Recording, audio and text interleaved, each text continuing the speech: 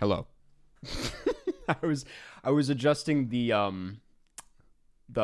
desktop audio the whole time. I'll start that over. Welcome. This is the broadcast. Off to a fantastic start. Immediate aura loss. No, it's chill. It's fine. We're good. It is March 4th, 2026, and it's the broadcast, and there's a lot to talk about. Today is going to be a very fun day.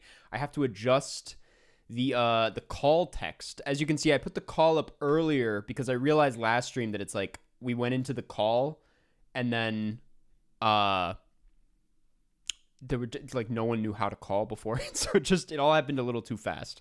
But anyway, we're here. Took a little time off, and by a little time I mean exactly 1 week. And I gotta say, it was a devastating week of not being able to stream. I felt empty inside. I felt like something was missing. I just didn't feel right.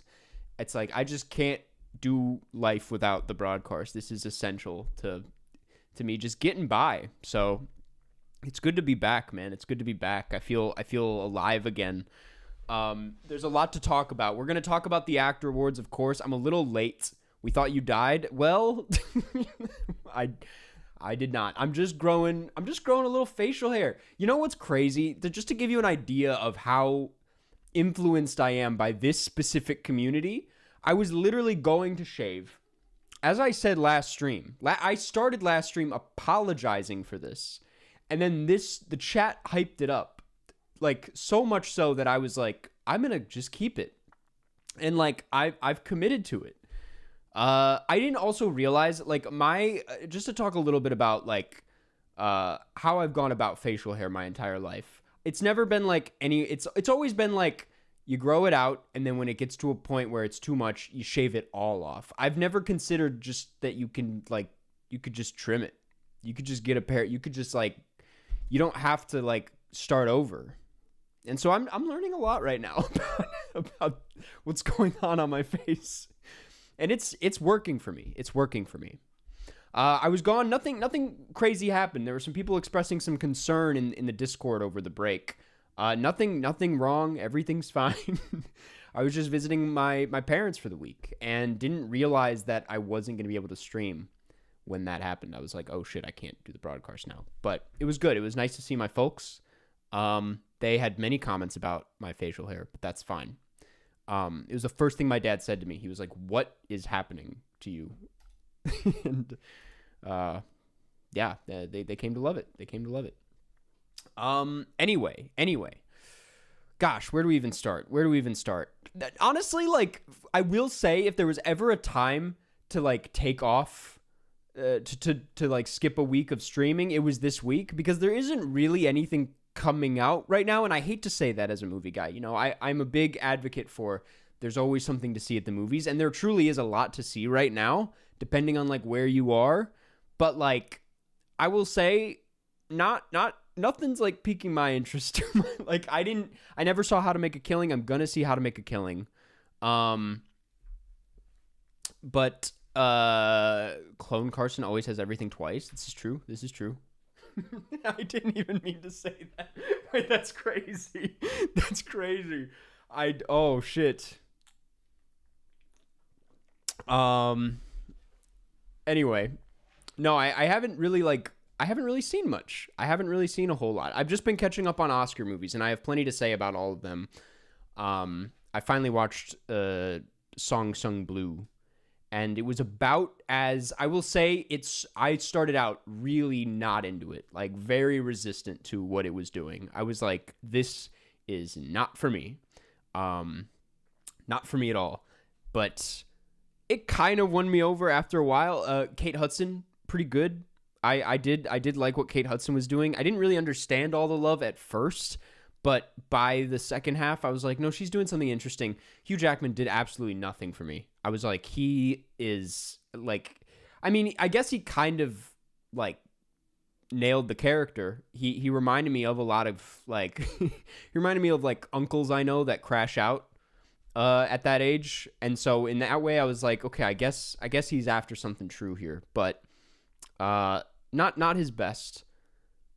But how bad was the Warren doc for you? The Warren doc is definitely bad. I'm a little baffled at the positive review. I mean, no one like loves it, but I was seeing like 3 stars, 3.5 stars on Letterboxd, and I was like, guys, let's like respect ourselves a little bit. Let's not do this. Like, yes, in the context of like watching a lot of Oscar movies, I'm like, that was a very serviceable doc. But when I like zoom out a bit at who I am as a person, I'm like, this is not something I enjoy watching. This is not a good movie. This is not reflective of my taste or what I consider to be good filmmaking. So I'm like, I'm not going to call this a good movie. It was also just irritating. I think she comes off, I think like it could have been good. She's an interesting subject. And it's really funny that the movie did end up getting nominated for an Oscar. But she comes off so unlikable in it. And that kind of, to me, defeats the purpose. I'm like, this is not someone I really want to root for, as talented as she is, you know? Anyway. So unless you're doing the Oscar challenge, the Diane Warren doc is a hard skip. That's what we're talking about. That's how bad it is right now, man. That's all there is to talk about is the Diane Warren documentary. Did you like Girl Who Cried Pearls? It's my favorite short. It was very good, yes. I liked it a lot. I loved the animation style. I loved just like kind of going on that journey with it. I like shorts like that where it is like let me sit down and tell you a story and then another story within a story.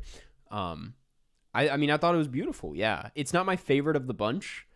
The This was one of those like shorts years where the next one kept getting better than the last. Like it was just a one big uphill trajectory for me.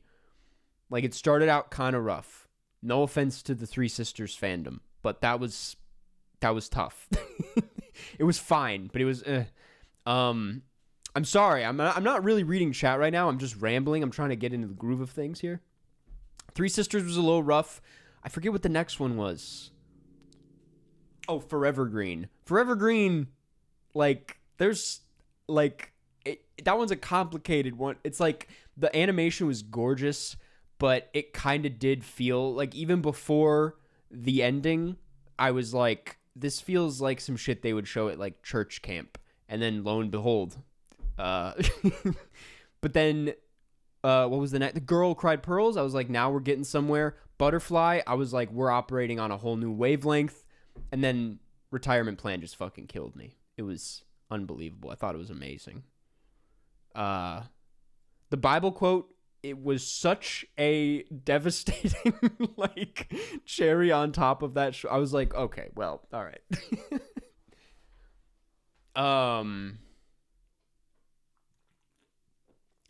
Okay, Adam, what did you say? When is the next Cars Cast episode coming out? Eventually, man. I think Jeff is in Europe. Low key. I think Jeff is in Europe again. So I don't think we're going to be able to record it very soon. But he's having a good time, it seems like. Can we all agree that he is a clone? Let's run a poll in here. I just got a haircut, man. That's all that happened. I got a haircut and I grew out some facial hair. I will say, you can't really see it, but my barber, kind of really wanted to give me a mullet. He asked, he's like, I told him what I wanted, which was so far from a mullet, and he was like, so you kind of want to do like a mullet thing? And I was like, no, not at all. And then this morning I was looking in the mirror, he like kind of, he was after something in the back here. I was like, oh, he was kind of trying to give me a mullet. But through all of that, I don't hate it. I'm kind of like, if I committed, I don't think a mullet would look that bad. I don't think it would actually be that bad. So now that's a dangerous place to be in mentally. So let's hope that doesn't happen. Hey, Karst, I applied for the 3 days in Cannes a month ago. They take forever to get back. They do. That's what I've heard. I've never applied to that, but that is something I've heard from a lot of people, is that like it by the time they get back to you, you're like, well, fuck, now I gotta get all these flights and shit. But yeah, no, I hope you get in. It'll be a great time. I plan on going at the moment. But given everything that's going on right now, I don't know why it kind of freaks me out going, like, I don't know what's going to happen in the next few months, the way things are in the world. I'm like, maybe I'll go to Cannes. But the plan is to go to Cannes. How does your stream not get taken down when you do the Oscars? It's funny you asked that. I think all 3 times I've done it, maybe with the first year aside, it has gotten taken down briefly because the chat just fucking yells at me for like 10 minutes straight, being like, play the audio, what are we even here for? Play the audio. And me being who I am, they like get to me. And I'm like, oh, sure, I'll let them have it. And then 2 minutes later, YouTube takes it down. And I fear that like my channel is going to get eviscerated. So how I don't get taken down is I do exactly what I'm doing here. I just talk. You don't hear anything. You don't see anything. You are responsible for finding the Oscars yourself. And you could just have me on in the background as like a companion. They're happening at the same time. And you know what? It works. It works for people. People seem to really like those streams. So yeah, if you come into that Oscar stream expecting to watch the Oscars through me, that's just not going to happen. Until they move the Oscars to YouTube, which I thought was the plan. And I don't know if that will change anything. You would think it would, because like it's just on here now. But I don't really know I don't know what's gonna happen. That'd be cool though. Are you excited for Project Hail Mary? Very excited. Yes. I don't really know no real right now. It's a lot of the influencer reactions and filmmakers being like, this is the best. I'm kind of holding out for the actual film critic reviews to drop, because I don't think they have. I think there's still an embargo for official reviews for it. But so far it's been praised. So, and I believe it. The latest trailer really kind of sold me, so I'm excited. Have you read the book? I have not. I've not read the book. No, I did read a book while I was visiting my parents, though. I read Play It As It Lays, the Joan Didion novel. It was very good. It's very good. I got into a big Joan Didion phase in the last year, and this was her first novel or fiction, and it was a really weird experience. It was a very trippy book. Now I really want to watch. It was funny because now I know that there is a film adaptation directed by Frank Perry, who did The Swimmer, and while I was reading it, I was like, this reminds me a lot of The Swimmer, just in all the 60s ennui and whatnot. And so now I really want to check out the movie, which I've heard is not very good from some people. But I think having read the book, I'll know what to go into it with. I can imagine it being a little weird. Anyone heard anything about Undertone? I've not heard anything about it. It looks great though. I'm excited. Good horror movies coming out these days, I will say. Eric Falconer, thank you for being a member for 2 months. Favorite Fellini, and is that your favorite Italian film? Listen, I've spoken about this before. It's a deeply embarrassing thing every time it comes up. I've only seen one Fellini movie, I'm pretty sure. And it was 8.5 in film school, freshman year, me barely paying attention. He's probably the biggest, all-timer blind spot. The fact that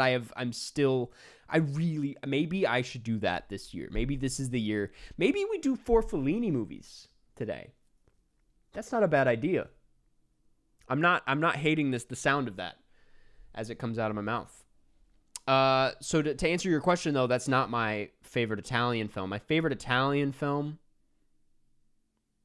I'm really tapped out of Italian cinema. I've seen other Italian films, don't get me wrong, but let me just quickly search country. Italy. Off the top of my head, I'm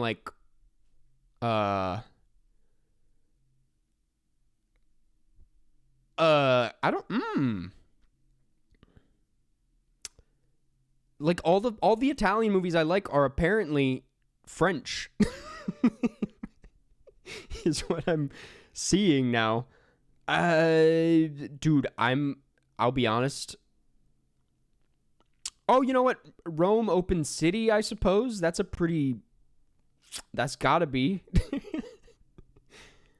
What are new Italian movies? That's crazy, man. I like Suspiria. I don't love Suspiria. Salo. Actually, yeah, Salo. Another one that I don't know if I can call that my favorite. Search by language instead of country. You're a genius. You're actually a genius. So on this note, I finally signed. Oh, dude, you know what it might be? Okay, I do like Inferno a lot. I prefer Inferno to Suspiria. I'm that kind of guy. But I also really like that animated movie, Allegro Non Troppo. That I think, John, you showed it to me. I'm pretty sure you showed me that movie or told me about it. That's a goofy-ass answer to this question. But I do like Allegro Non Troppo. It's a good movie. Oh, God, what was I going to say? Oh, yes, I signed my mom up for Letterboxd. I finally told her how to set up a Letterboxd account.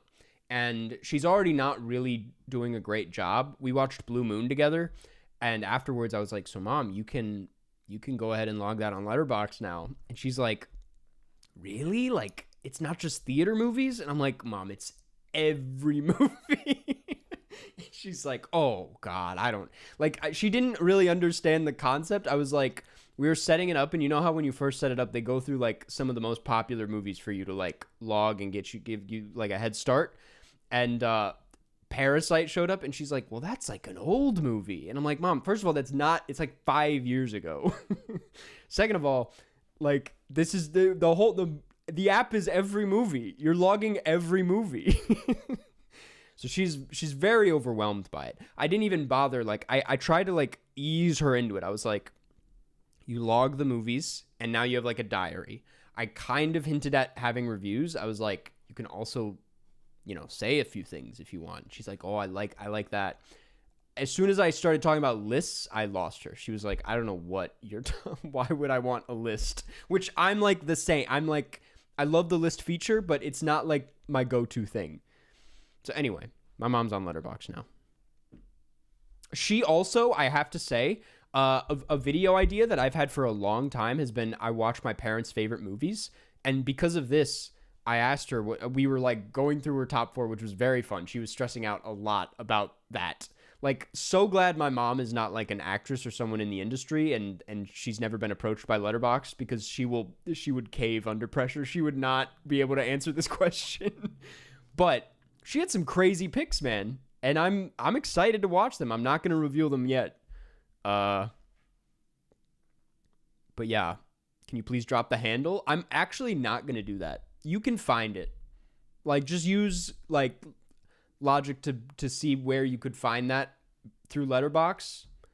But I'm not going to drop the handle because I don't want to I don't think she already has, because I followed her, like 7 random followers, I think, and she has no idea. And I think she'll freak out at the edge. I don't think she wants this attention at all. So I'm not gonna drop that username.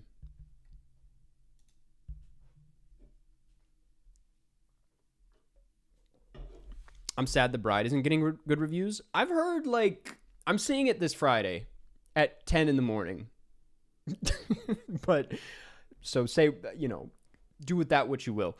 But I have heard a lot of like, fuck it, it's fun reviews.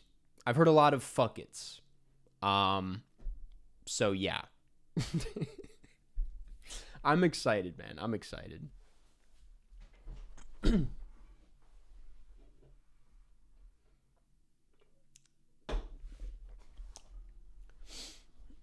Matinees are the best. They really are. I'm going to, well, maybe I shouldn't say this.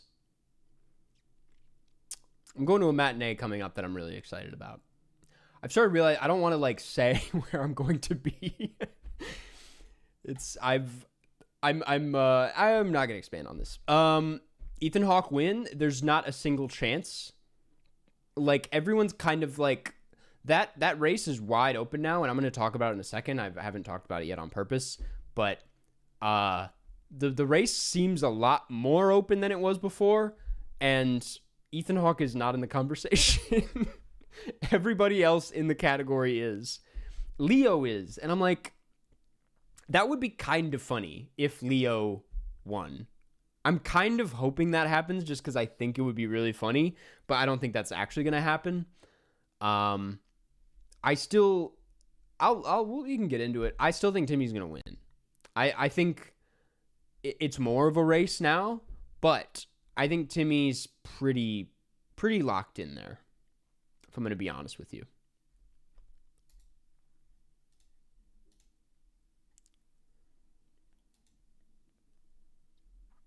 How many Pasolinis have you seen? I've only seen Salo.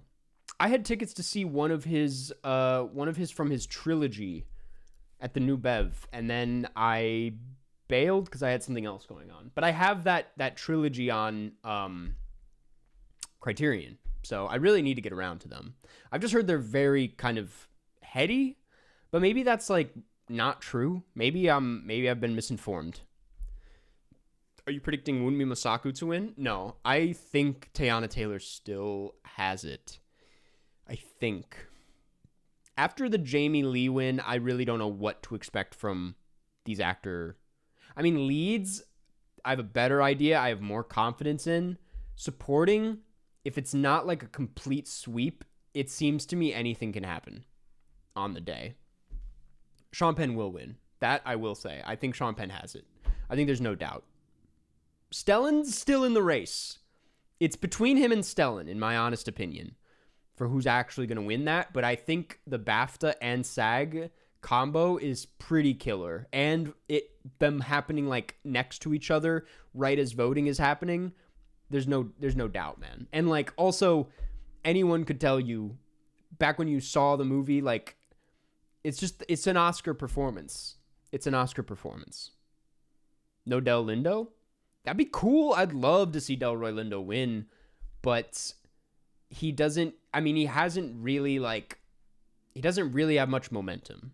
I know people are hitting you with the like they cancel each other out argument, but I don't think that really applies here because there isn't really a canceling of each other out happening. Sean Penn is firmly in the lead. Anyway, how good was Babylon? It was great, man. I love Babylon. I love it. How vocal the shooters are is this many years later is crazy. Like, I don't think there's a single movie from the last like 5 years that has this kind of like rabid fandom in the same way. You gotta respect it, you know. They understand it's not a game. That movie it means business. Yeah, I'm surprised Jonathan Fuji's not here. Usually that summons him. He appears in chat once Babylon comes up. I used to love running errands to the Babylon score.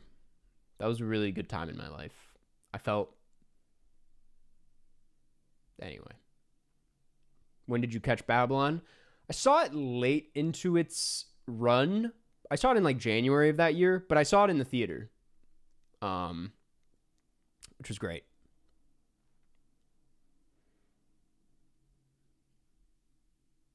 Linus Sandgren is the GOAT. He really is. Where did you catch Babylon? I saw it at the... honestly, I don't even feel bad about this. I saw it at the Logan Theater in Logan Square, Chicago. One of my least favorite movie theaters. Not a good movie theater. Go to the movies, you know? I don't mean to trash something we should be, you know, holding dear to our hearts, but that theater is trash. And I think as far as I know, I don't know the details. I think the people running it are trash too. So I had a friend that worked there. He's nice, but the people running the whole thing are trash. And there's always someone like, okay, real quick niche rant. There's always someone yapping in the movies. Like some of the worst audiences are at the Logan Square Logan Theater. Seats are weird. The screen is like weirdly underexposed. It's like dark for some reason. Fuck the Logan Theater, man. I would do a Frederick Wiseman. Definitely. I'm down to do maybe, okay, instead of all Fellini, maybe like 4 filmmakers who are blind spots to me.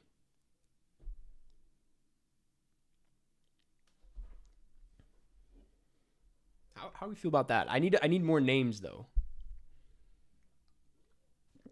Ranking Chicago theaters. Well, Music Box at the top as always. Gene Siskel, close second.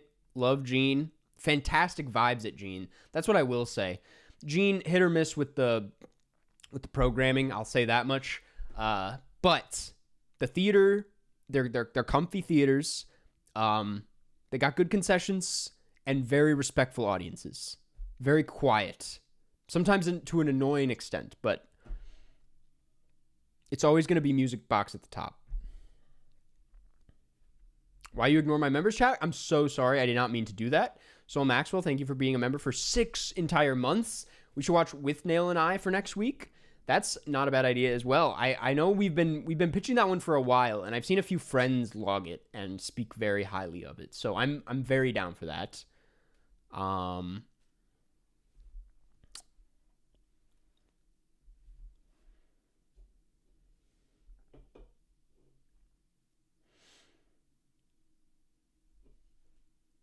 Bertolucci? I think I've seen a few Bertolucci movies. I could be completely wrong. Nope, I have not. Oh, he's that guy. Dude, I have been wanting to watch... Dude, oh shit. I might throw in The Conformist. That's not a bad. You kind of got to me with that.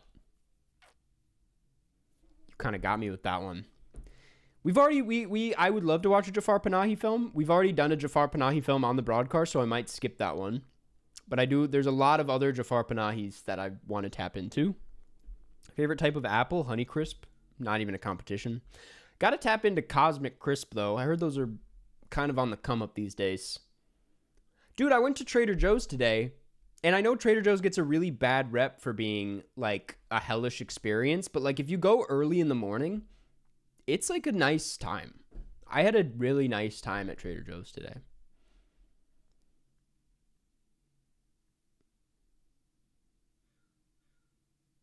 Still pushing for Carrie. Carrie another week. I've seen a lot of Brian De Palma, so I'm not going to consider him a blind spot director of mine. Though I'm like, one of these days, might even be today, watching Body Double. Finally dropped on Criterion Channel. It's time. I'm very excited. The Land by Youssef Chahine. I don't think I've even heard of that one. Unless I might recognize the poster.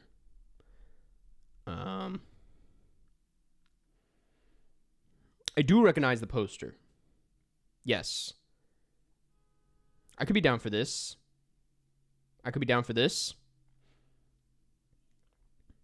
Egyptian filmmaker. I don't think I've ever tapped into Egyptian cinema. That'd be cool. I'm gonna put The Land down. Ever had a crush on an actress that died before your birth? Yes. Well, actually, let me think. Died before my birth.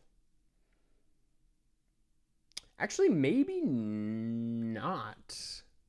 Well, I've had big crush. I'm pretty vocal about my on-screen crushes, but many of them are still alive or died after my birth. Paul Newman is certainly a crush. We cannot deny that anymore. But he died when I was a child. My big we don't need to. Let's not get into this. I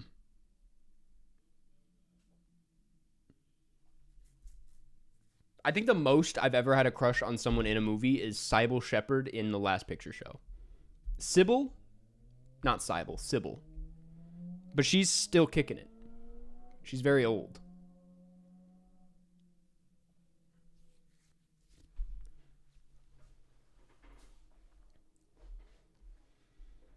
Cairo Station is incredible. Who did Cairo Station again? I'm like trying to... Also, we've been completely derailed from... same filmmaker. We've completely derailed off of the Actor Awards talk. So anyway, I think Timothée Chalamet is gonna still win.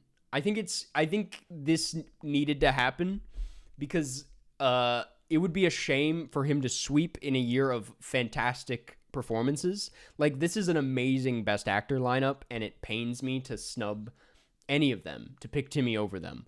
But I'm also kind of like, I not only think this is like Timmy's best performance, it's also my favorite performance of the year. I loved watching that performance more than anything else this year. And I also would just like to see I love the idea of a young actor like him, like a young star winning that award. I think that's like symbolic of like a much needed, it's like the same way Mikey Madison's win made me very happy. I was like, yes, more of this, like more, not that Timmy needs it. He's like the most famous star in his age group, but I do think it will be representative of us, of the fact that Hollywood is still alive and that there is a lot of talent that should be recognized to this degree. We should be making stars more often. And so that's my case for Timmy. I think the Leo win would be the most unnecessary, but very funny. Wagner Moura, would love to see that. He's a close... He might be a close second for like who I'd like to see win. Michael B. Jordan, dude, I can't even rank them, man. Like, they're all pretty much neck and neck. Because that Michael B. Jordan winning at the Actor Awards did make me incredibly happy, because I do remember all the way back being like, that's a really good performance. Like, that's definitely his best performance, and I hope it gets recognized. And for a long time there, that we thought he wouldn't make the 5, man. So I know Ethan Hawke deserves it, but also I'm going to hear Ethan Hawke out when he says he's like cooking something we're not even familiar with yet. He said in a few interviews that his next one with Richard Linklater is like the one, which is funny, like, that he's saying this out loud, but like, I trust him if he's talking that. He's barely campaigned. He's not really campaigning that hard for this movie, which says a lot about what's to come. And I'm going to hear him out.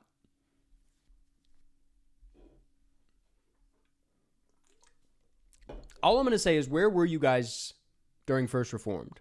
Because we've been around the Ethan Hawke truthers. We've been pushing for him for years here.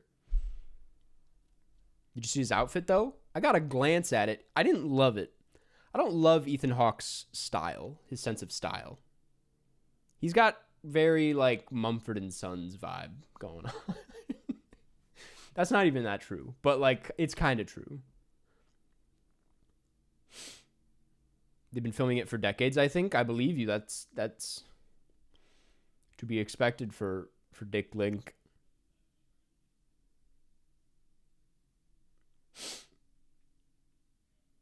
I was 12, bro. Give me a break. Now that's crazy. That is crazy. Have you seen any more Heated Rivalry? You know, I've tapped. I'm a fan. I support the show. Support the two. I love those guys. I really do. I watched SNL for the first time in months because I was with my parents, and I thought he was great, Connor Story. But I don't know. I don't really have an itch to like keep going for some reason. For some reason, I'm kind of like, I get the gist. Though I should keep going. I did start Industry. I know I said this in my last what I watched this month, but I did start Industry. Pretty good. Not gonna lie. Pretty good. Very raunchy. It's like if, like, it's funny because Succession just so fed into the, like, crazy fan base and made you feel like all this crazy raunchy shit was gonna happen. Not to say that, like, raunchy shit doesn't happen in Succession. Like, Roman jerks off into the window 3 episodes in. But they wouldn't really, like, lean into things as much. It was a very restrained show, which is what I loved about it. It's a very, like, smart, restrained show, but knew how to, like, make you feel like you were going crazy. Industry, fucking, like, so much has happened in just 3 episodes. And I'm like, what is the show? I see sneak peeks of future seasons, and I'm like, what does this turn into? I'm fascinated, and I'm very into it, and I love the quippiness of it. I love the characters. I'm very interested in, like, all of the characters.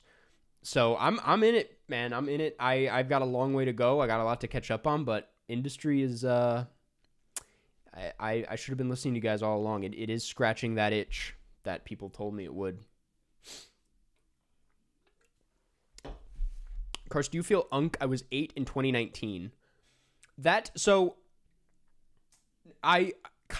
accepted my Unk status. I think that would have really messed me up 2 years ago. But I'm at a point where I'm like, well, first of all, I'm pretty young.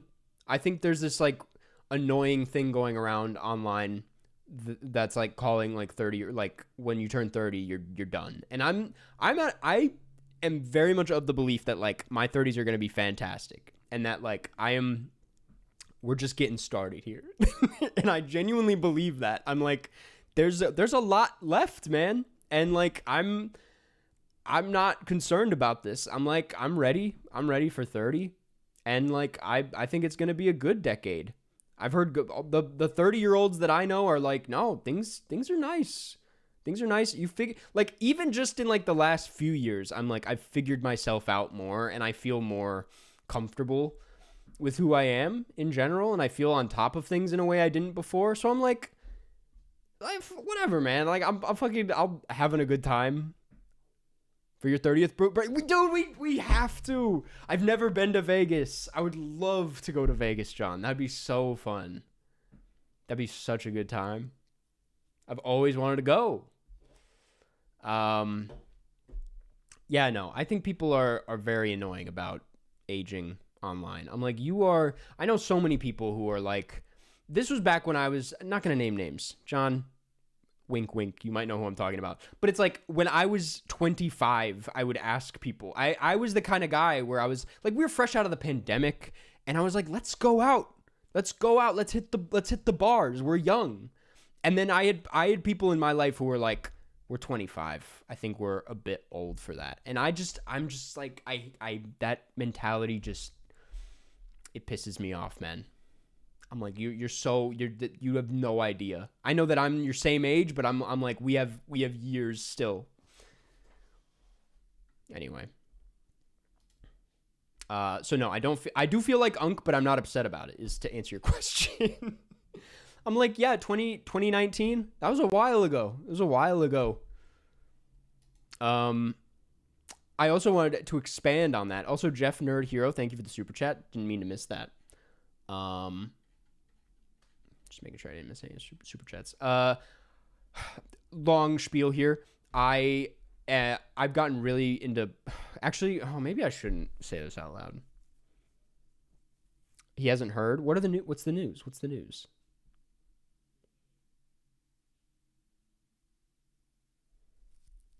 You're too old once you hit your 40s. Yeah, once you hit your 40s, I would even say like 35. Start to think a little. Like, I will say I should probably like think about my like diet more often. I'm like, I can't be eating Uncrustables in like a year. But maybe I can, man. Who cares?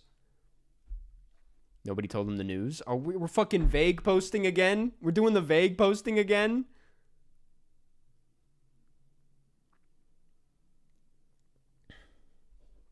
What the fuck happened to that 2025 list? That I privatized it? I privatized it.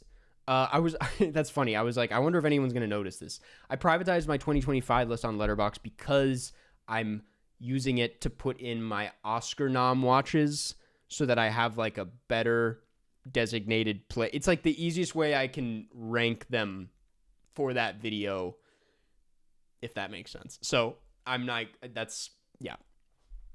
It will be back up in like a week when that video is out. But I had to privatize it because I didn't want to give away like my ranking for the Oscar video. It's too terrible to even say. Oh, the horror. Oh, dude, the horror. What? Reminds me of that tragedy. How's the short film going? It's good. It's good. No crazy updates, but it's good.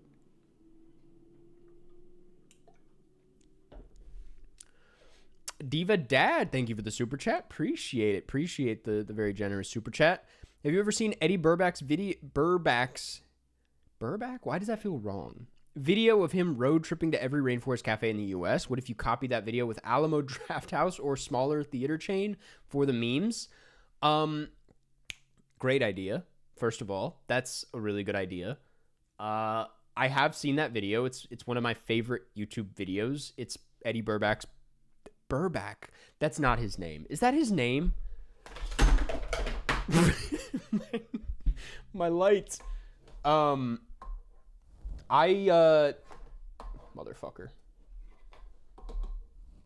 I have seen that video.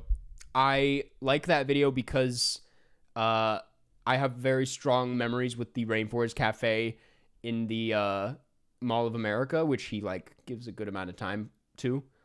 It did seem like an exhausting video, so it would be certainly a commitment on my end, but Alamo Drafthouse could work. I wish there was another chain. Because listen, I went to Alamo Drafthouse for the first time in a while a couple weeks ago to see Kokuho, the Oscar-nominated film for Best Makeup and Hairstyling. Movie was good. It was a nice movie. It was an epic. But this is the first time I've been to the Alamo Drafthouse since they changed the whole system basically and went away from writing out your order on paper and moved everything to the phone. And buddy, it is a disaster. It is a horrible new system they have going. Because first of all, I was like, well, surely they will make the process a lot more streamlined so that you're spending as little amount of time on your phone as possible. First of all, it's a QR code in the dark. You gotta fucking, like, I know there's people turning on their flashlights in the movie theater to get the QR code to scan so you can open the menu. I was like, that first, off the bat, doesn't work. And then you get onto the thing, and you have to scroll, like, the menu is a lot harder to navigate and read than if it was just, like, a normal menu.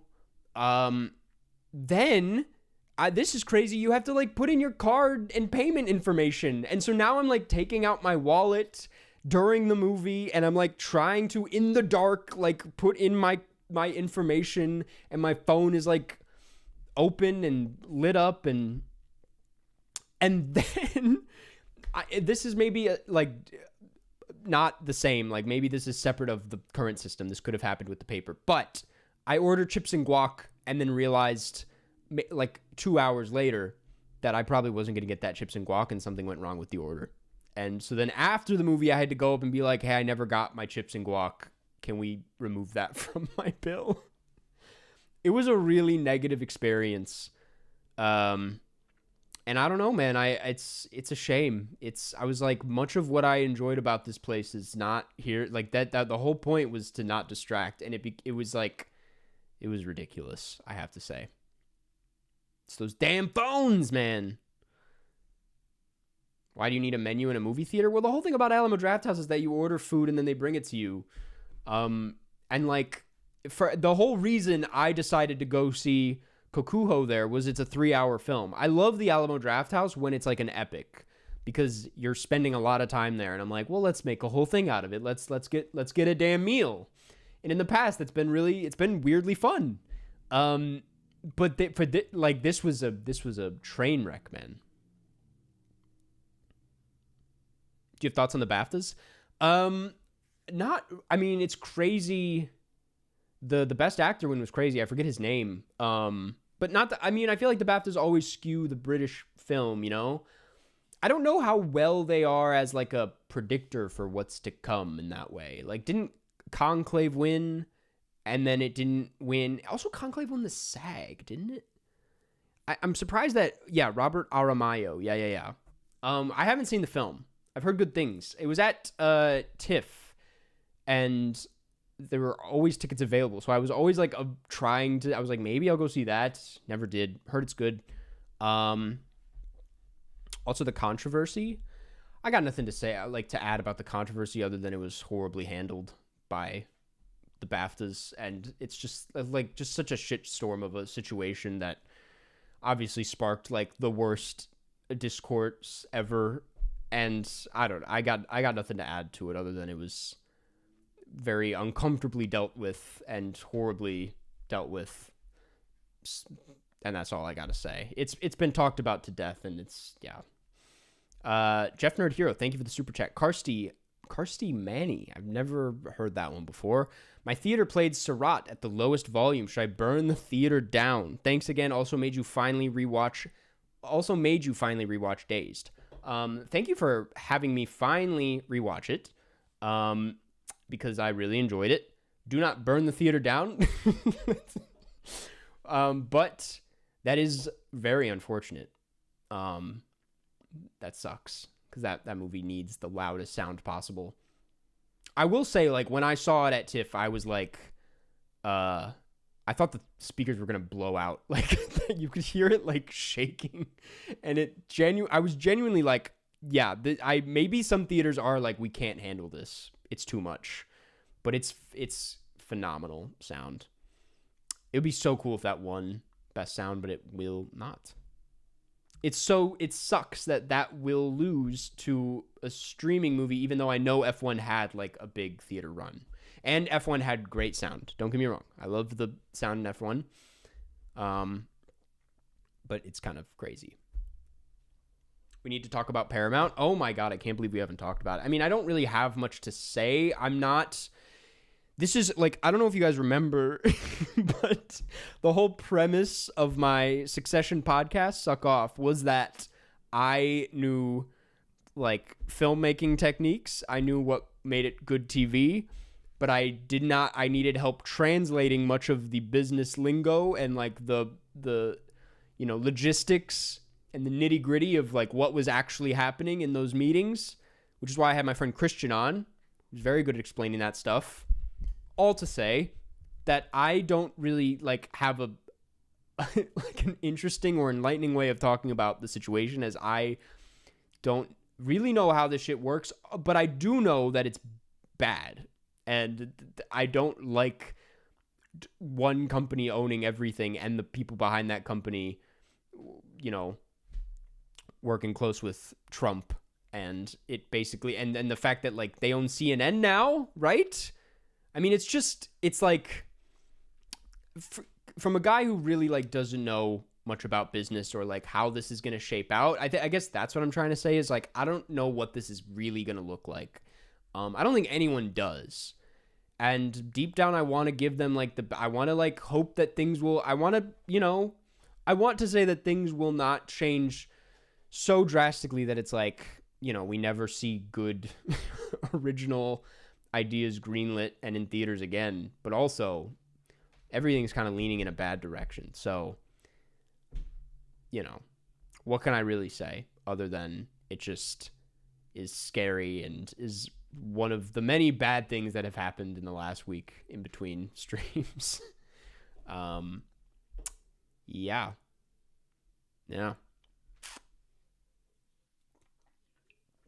Saw the Paramount slate for 2025 and it's just grim, man. Like, damn, that's what their 2025 looked like, and they're the ones in charge now. That's not good. Lots of jobs lost. That is the one thing that you can say is that, like, if anything's for certain, it's that a lot of jobs will be lost. A lot of things will be cut, and that's all because, and really the only people benefiting off of this are like a couple very rich executives who, are kind of just acting out of, this whole thing's burning to the ground. Let's do as much for each other as we can and fuck everybody else, I guess, is kind of that's what I'm taking away from the situation, which is not great. Carson, please buy them out and save us. Guys, I have an idea. Any thoughts on the expansion to 500 for the Letterboxd top? I'm amazed that this has so much discourse. I don't really care. I mean, I'm glad people care. I'm glad people are talking about movies, and there is active discourse. And I have things to say about like the K-pop Demon Hunters Criterion thing and stuff. Like, I got things to say about most things. That I don't really understand why it's a big deal. I mean, it's good. It's not a bad thing. I just don't get what. Yeah.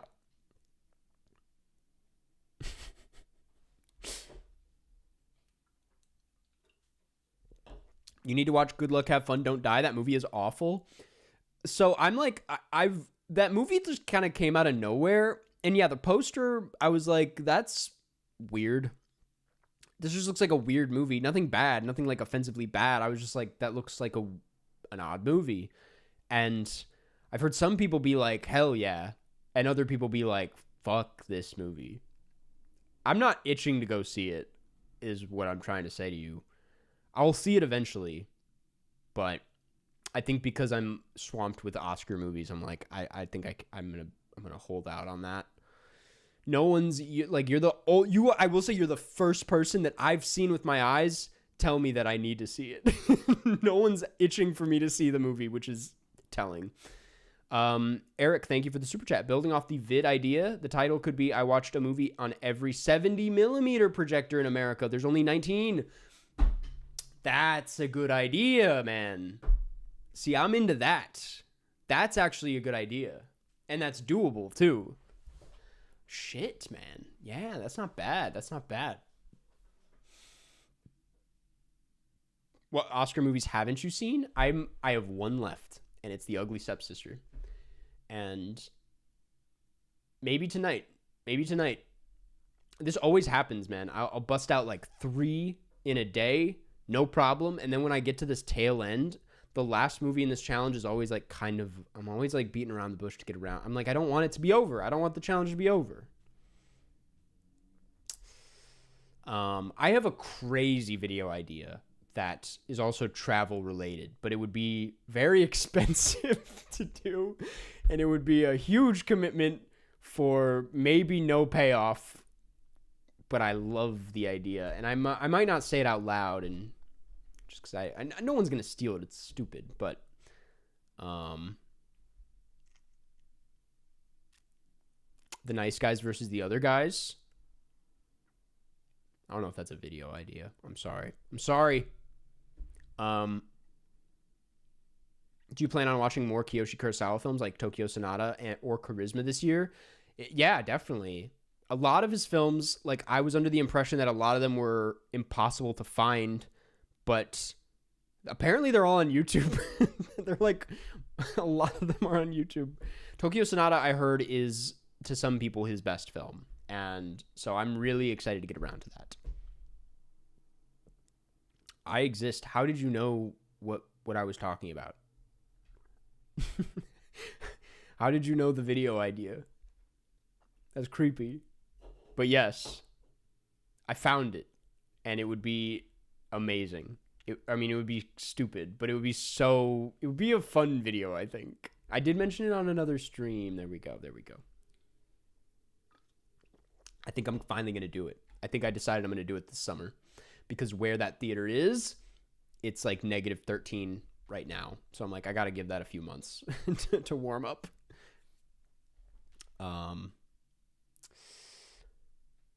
What happened to your Studio Ghibli video? Copyright? Yes. Studio Ghibli gave me a strike, which was terrifying. And that's why temporarily I also privatized a lot of Studio Ghibli related videos. Yeah. Not great. It's not in Ireland. There is one in Ireland. And I would love to, I am going to Ireland this year, but not for this video. Japan copyright laws, yes. I was not aware of this, and like when it happened, looked into it, and a lot of like anime YouTubers have had very hellish experiences with Japanese copyright laws and how it's affected their channels. Like, some people have gotten their channels entirely taken down. So I was like terrified, and now I'm like on edge to talk about any Ghibli videos in my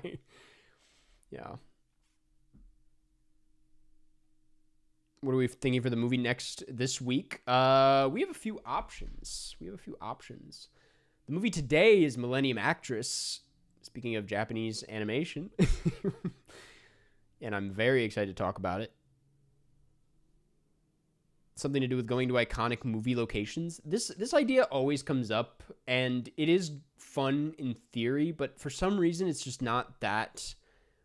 I don't know why I'm like not that interested in it. I'm like, it would be a good excuse to travel, because I keep thinking of like the best way to incorporate traveling into my videos, because that would be the dream. But I don't know. I'm like, I don't know what I would say. I would just be like, whoa, those are the stairs. But what's in the poll? We haven't set up the poll yet. Yeah.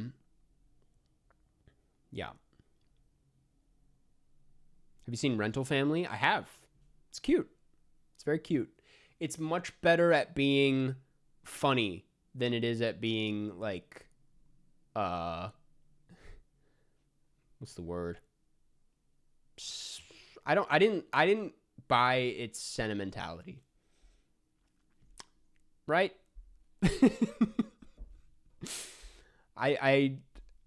It's been a few months, but like there was something about it that I was just like, I'm not really there with this, even though I know like Brendan Fraser makes it really easy to get there with it. But I thought it was a lot. I was like, this should really commit to being sillier than it is.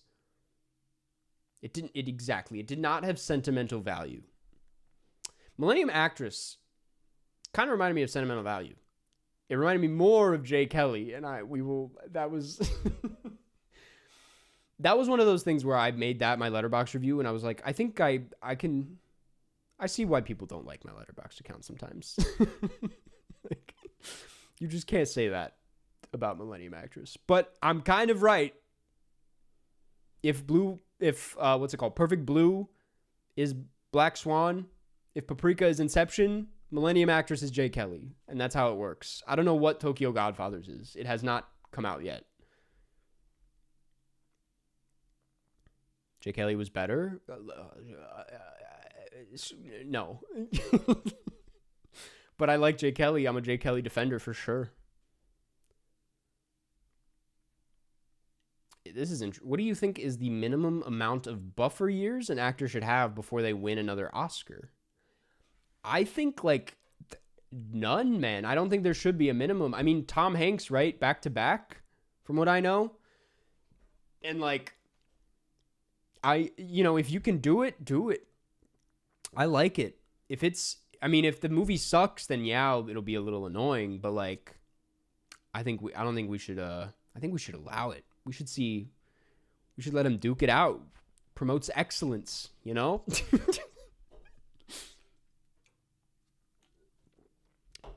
Have you seen Send Help, the new Sam Raimi? I've not yet. I really want to. That's one that really slipped away from me, but I need to see it. You know who has seen it? Is my mother, who is not a horror fan. She did not know it was. I always get fat, especially in light of Nirvana the band, the show. I'm like, are there people that really just go to the movie theater without knowing anything about these movies? Do they just like go in blind anymore?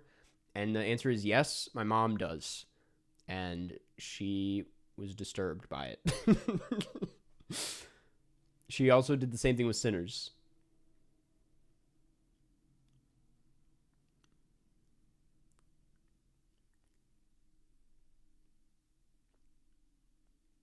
Are you an anime fan besides popular movies? Yeah. Yeah, I mean, I like to think I am. Probably am not really.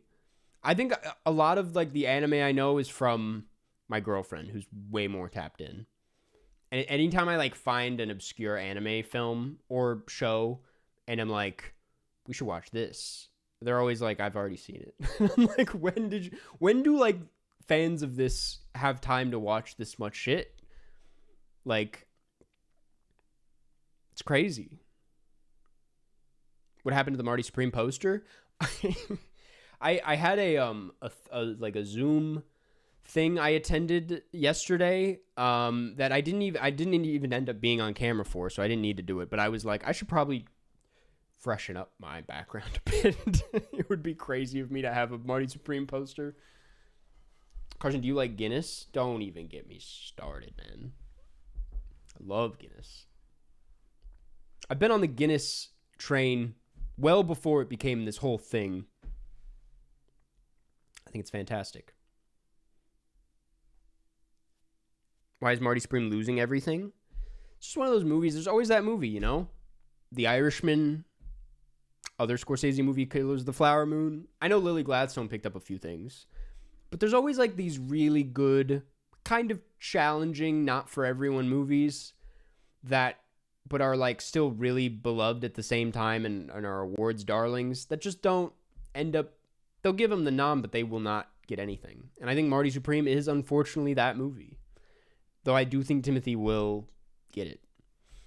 I really wish it got casting. I wish casting for Marty Supreme was a bigger conversation topic. I know that Sinners has like a legendary casting director and the casting in Sinners is very good, but so it's like that it will win and that'll be great, but the casting in Marty Supreme is phenomenal and like a very noteworthy part of it. It's not even nominated. Yes, it is. I thought Marty Supreme was nominated for casting. It wasn't nominated for score, and that's more of a problem. I was talking to there's a lot of people that didn't. I was really shocked that my parents liked it. That felt really telling of like how as I've said many times, I use them as a way of kind of feeling out how the general public feels about things, and the fact that they liked it said a lot. they hated Uncut Gems. But when I was getting my haircut yesterday, we were talking about the Oscars, and he asked me like what I'm rooting for, and I was like, well, I would love to see Marty Supreme get something. And he was like, I hated that movie. And I was like, okay, it's fair enough. Yeah. My mom didn't like the dog scene. Yeah, the dog scene is a hard watch for dog lovers. I will say that. I had to tell because my mom's a big dog lover. I had to tell her before going into it. And usually I don't do this, but I was like, she deserves a warning. I was like, there's a dog that gets hurt, but he doesn't die, I think, is what I said. She's like, you think? And I was like, it's like up for interpretation a little bit.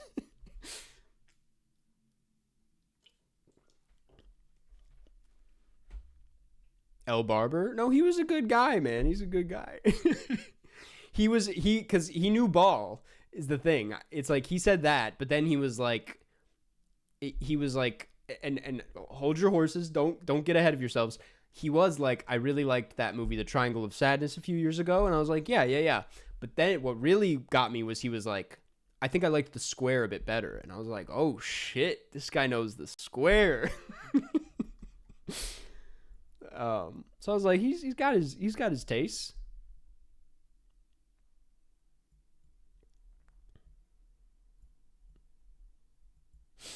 Opinions on Resident Evil Requiem? I haven't played it. I don't play those games. I'm over here playing the geography games. You guys know this. Do you think Secret Agent can beat Sentimental Value in international? Dude, that category is a question, man. That's it. That one's got a big question mark next to it for me. I'm like, I know that people are saying the odds are in Sentimental Value's favor, but I don't know. I am even of the camp that's like, it is not out of the realm of possibilities that it was just an accident gets it.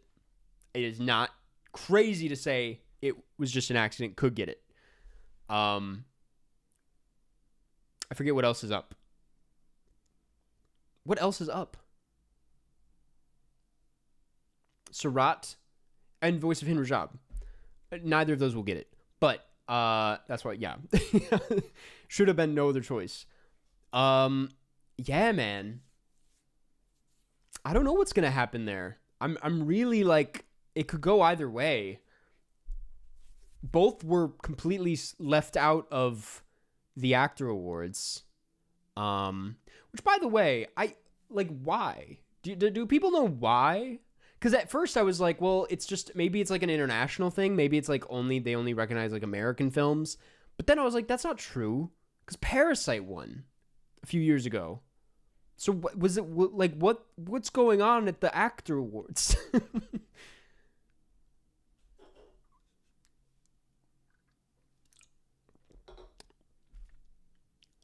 Do you have early Project Hail Mary screening booked? I do.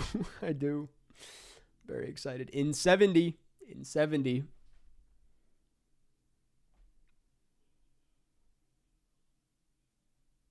I did see Sound of Falling. Very good. Thought that would be... I think it was like such a strong year for international films. So it didn't really stand a chance. But like in another year, that felt very much like the kind of thing that would sneak its way into the international category. Or like cinematography. Like really gorgeously shot, that movie. And I loved the sound. Like technical stuff, just fantastic in Sound of Falling. Pretty challenging film to get through, though, I gotta say. We gonna talk about Millennium Actress in a second. Yeah.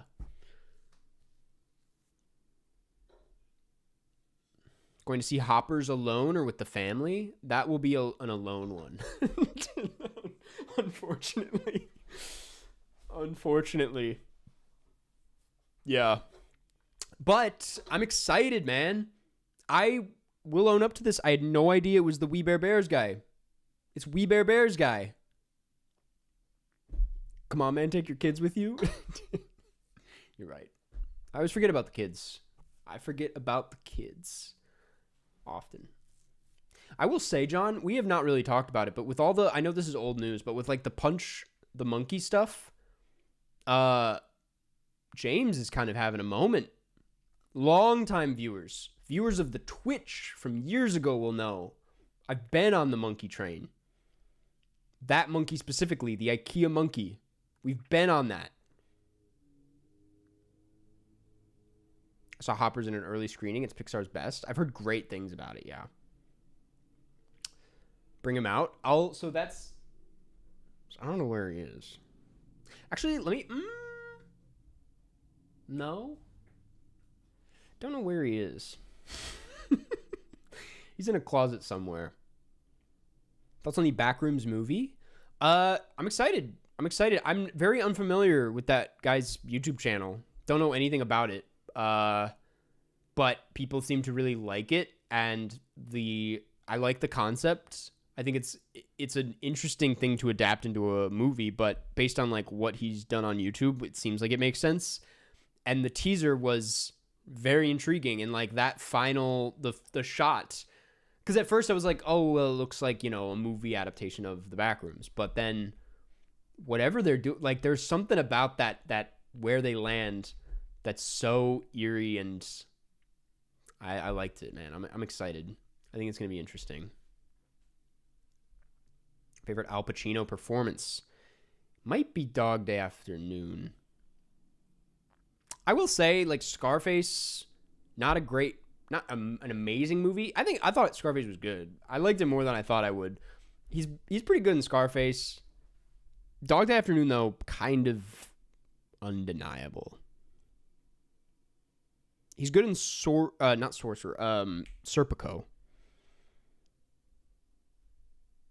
House of Gucci, of course.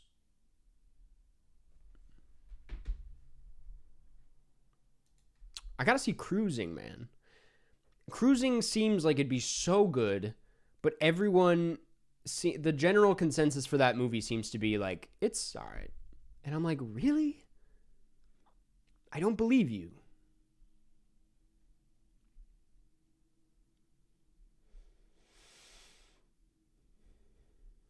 My dad cried tears of joy after watching Nirvana, the band that showed the movie. That's crazy. I'm glad. My mom was like pissed off when I told her about it. She was like, I haven't watched your Nirvana video yet. I love Nirvana. I want to see the movie. And I was like, okay, so it has nothing to do with the band. And then she like rolled her eyes harder than I've ever seen her roll. She was pissed. She's like, okay. And I was like, it's a good movie though. You should see it. And then I told my dad, I was like, it's the same, because my dad saw Blackberry, and I was like, it's the same guy that did Blackberry. And he's like, oh, that movie was too much. And I was like, what? Too much? What are you talking about? I don't get them, man. I don't get them. And then, like, we're watching the actor awards, and they're doing best drama ensemble, and it's like The Pit. And then Landman shows up, and my dad's like, Landman! They were rooting for Landman. I was like...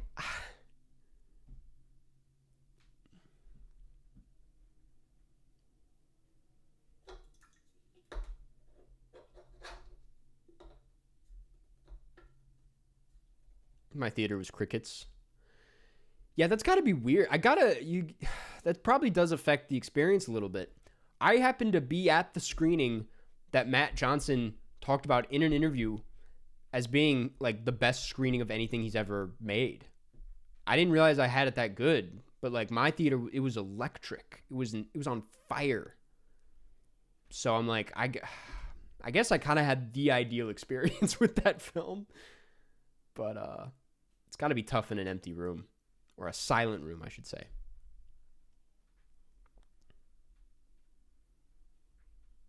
Hearing you talk about your parents' hot film takes is one of my favorite parts of the streams. That's good, because I worry I talk about it too much. But it's a fascinating thing to me because they're so unpredictable. I have no idea how they're going to feel about anything. They didn't like Sentimental Value. They don't remember Sentimental Value, first of all. I asked them if they've seen it, and my dad was like, something with the house and a family. And my mom was like, yeah, didn't really love that one. And I was like, what? What? We're Swedish, man. We're Swedish. I know it's Norwegian, but still. But then I get a fucking because they use my email, my account for everything. I get an email that they rented The Secret Agent, and I texted my mom. I don't usually do this, but I texted her and I was like, "Did you guys just rent The Secret Agent?" And she's like, "Yeah, Dad said he loved it. He wants to run it back." And I was like, "Okay, it's pretty weird. It's a bit out there, and it's long. It's her favorite movie of the year." I was like, I didn't expect this at all. I don't know. I never know what to recommend them. Apparently they watched Eddington last night. I haven't heard back about that one, but I'm terrified. That one, I'm genuinely, I don't even know if I want to know what they thought of that. Worst person in the world or sentimental value? I'm more of a worst person guy, for sure.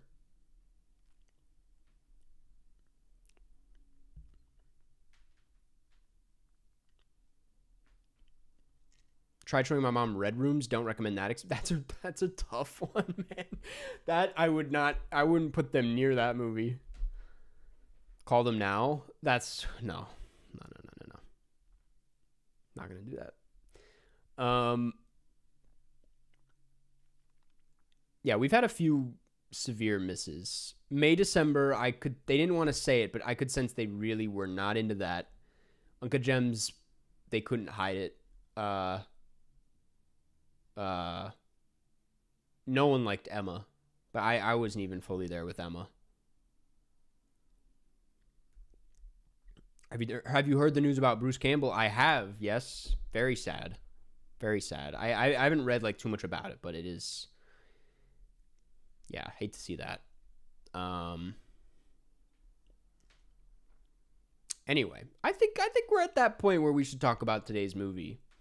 Guys, this week's movie, before we get into it though, as usual, we like to nominate the 4 films for next week that the members then vote on over on the community tab. That's right. If you're new here, every week we talk about a movie. We have a weekly film club situation. This week we're talking about Millennium Actress, directed by Satoshi Kon. Very excited to get into it. But before we get into it, we have to vote on next week's movie. A couple of the nominees, we were floating by some ideas, but I liked the idea of doing a Fellini film. As far as which Fellini film to do, I don't know. I'm going to look it up. I don't want to do 8.5.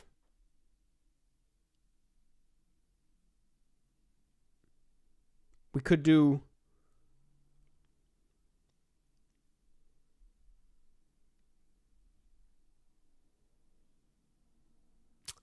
I would do La Strada. I'd fuck with La Strada. I'm going to put in La Strada. Fellini. Pick 2.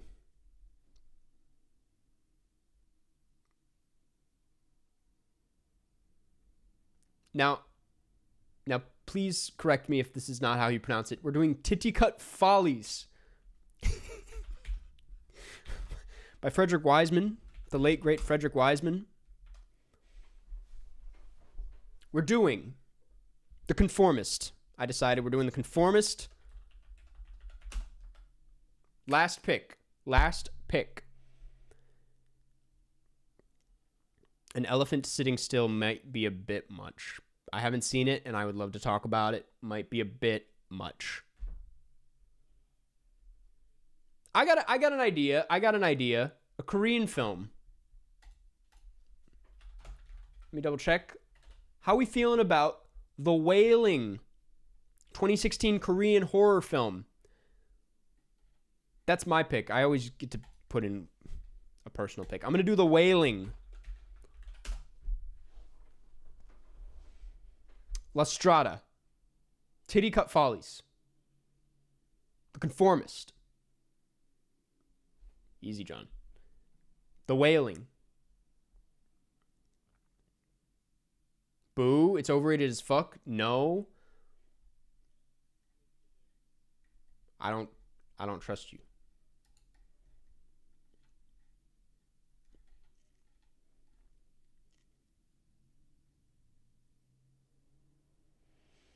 These are my picks. The poll is up. right now, these are all some prestigious picks. All channel members, to vote on the poll, you must become a member.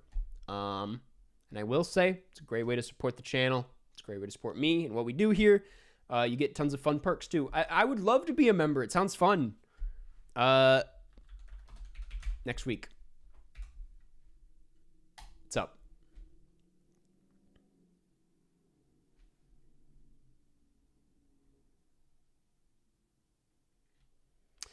Okay. In the meantime, we're going to talk about this week's movie, which is Millennium Actress, directed by Satoshi Kon. This was an exciting one for me. It was the last Satoshi Kon film I needed to watch to complete his filmography. I will say, not a very extensive filmography. I believe, not counting Paranoia Agent, it's just 4 movies, 4 feature films, which is unfortunate. Would have loved to have more Satoshi Kon films out there. He was if you don't know Satoshi Kon, arguably like one of, if not the greatest animator of all time. I know there's like some other names that might pop up, but to me, I think he's, having now seen everything he's done, he's up there for me personally. I think he's just phenomenal, man. And like, you watch some of his other stuff, you watch like his short films or Paranoia Agent, which is his miniseries, which is fantastic, arguably the best thing he's ever done. Yes, it's like very different from Miyazaki, but a lot darker, a lot more challenging, a lot more introspective, psychological. He's doing something very different, but his animation, like every time I watch one of his movies, it just captures like a visceral feeling. Like it puts me where he is so vividly. And I mean, I've said this a long time ago, back when I like first got into his work, and I binged as much as I could, aside from these last 2 films, Tokyo Godfathers and Millennium Actress. I also watched his one short, Good Morning, which is on YouTube. It is like a minute long. It is just this clip of this woman waking up in the morning. To me, it like says a lot about who he is as a filmmaker and like why he's so good at this. Cause it's like, it just really accurately puts you in this very simple scenario of like waking up. It's all it is. I know there's maybe a deeper read to it, but that to me, I'm like, it just shows like what he's capable as an animator. One of my favorite animation directors of all time. One of my favorite directors, period. So I was very excited to talk about this because I've been wanting to watch it for years. Been waiting just because I don't really know. I thought like maybe years ago it was hard to find, and since then it's gotten really easy to, like, it was everywhere when I searched it a couple weeks ago. But yeah, if you don't know, so first of all, was this anyone's first Satoshi Kon movie? I say this every week, but I'm very curious this time around. I personally would not call it an amazing place to start. It's a decent place to start, but it's not really like, it's you know what? It's like a nice, easy entry. Compared to when I look at the others. I think Tokyo Godfathers, if you're looking to like ease your way in, is probably his best to start with. I started, like a lot of people, with Perfect Blue. Perfect Blue, if you didn't know. It was his first film. It's his most celebrated. It's iconic. Black Swan is heavily based on it. It's a psychological horror movie. And I didn't really get it the first time I saw it. Didn't really understand what was going on. There's a lot of like weird, like going in and out of reality and jumping through time a little bit. Like it was a bit hard to follow. Second time around, something clicked very intensely, and I just felt the movie on a very deep level. We're not talking about Perfect Blue though. Millennium Actress. I say all of that because I think like this film kind of takes a lot of. Well, first of all, it came right after Perfect Blue, and I think that says a lot about like what he's after here. But also, it just seems like a nice blend of all of his interests in one, and it has a very like by design, it's like an actress reflecting on her career, like as an old woman. And it really feels like the kind of thing he would make it. I was surprised to see this was his second feature, because it really seems like a last feature situation. His last was actually Paprika. But yeah, man, it's bizarre. It's a hard one to put a finger on. The synopsis reads: a TV interviewer and his cameraman meet a former actress and travel through her memories and career. It's a tight 87 minutes. It was his follow-up to Perfect Blue. I started with Paprika. So Paprika, real quick, that's like also kind of neck and neck with Perfect Blue, I would say, as far as like his most celebrated. There's a lot of big Paprika heads out there. That one more so than Perfect Blue, I felt like that was the first time I got him. Like, I watched it in between my first and second viewing of Perfect Blue, and like after not really being on the same page as Perfect Blue, I kind of understood more of what he was giving me in Paprika, like as far as like this psychological horror nightmare, like kaleidoscopic feeling. That's that I picked up on a lot more in Paprika, though I wasn't like crazy about, like, I wasn't really there plot wise. And that might be like a common issue some people have with his work, because it's so kind of slippery and hard to grasp some of the time, intentionally so. I think he's going after a very dissociative, kind of disorienting feel. But Paprika's a tough one to start with, all that said.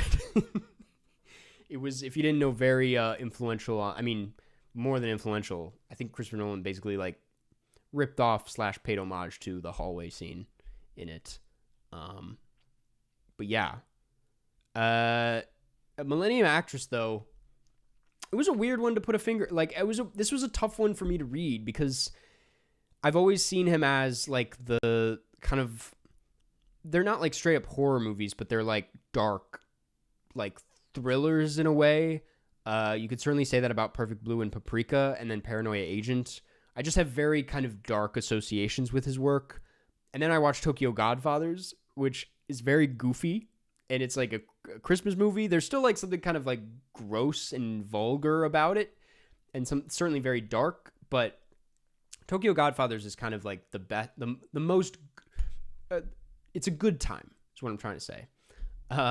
Millennium Actress, there's like a lot of elements of like some silly humor that I could see a lot of in Tokyo Godfathers, but also it's a very sad movie. It's a lot sadder than it is like scary.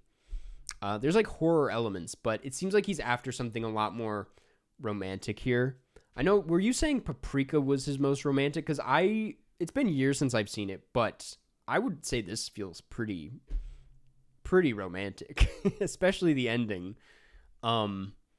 Even if like it's kind of funny, it is very romantic, but like you don't really ever know much about this guy, intentionally so. Like he's kind of this mysterious, ghostly figure for most of the film that you only like hear about or see glimpses of.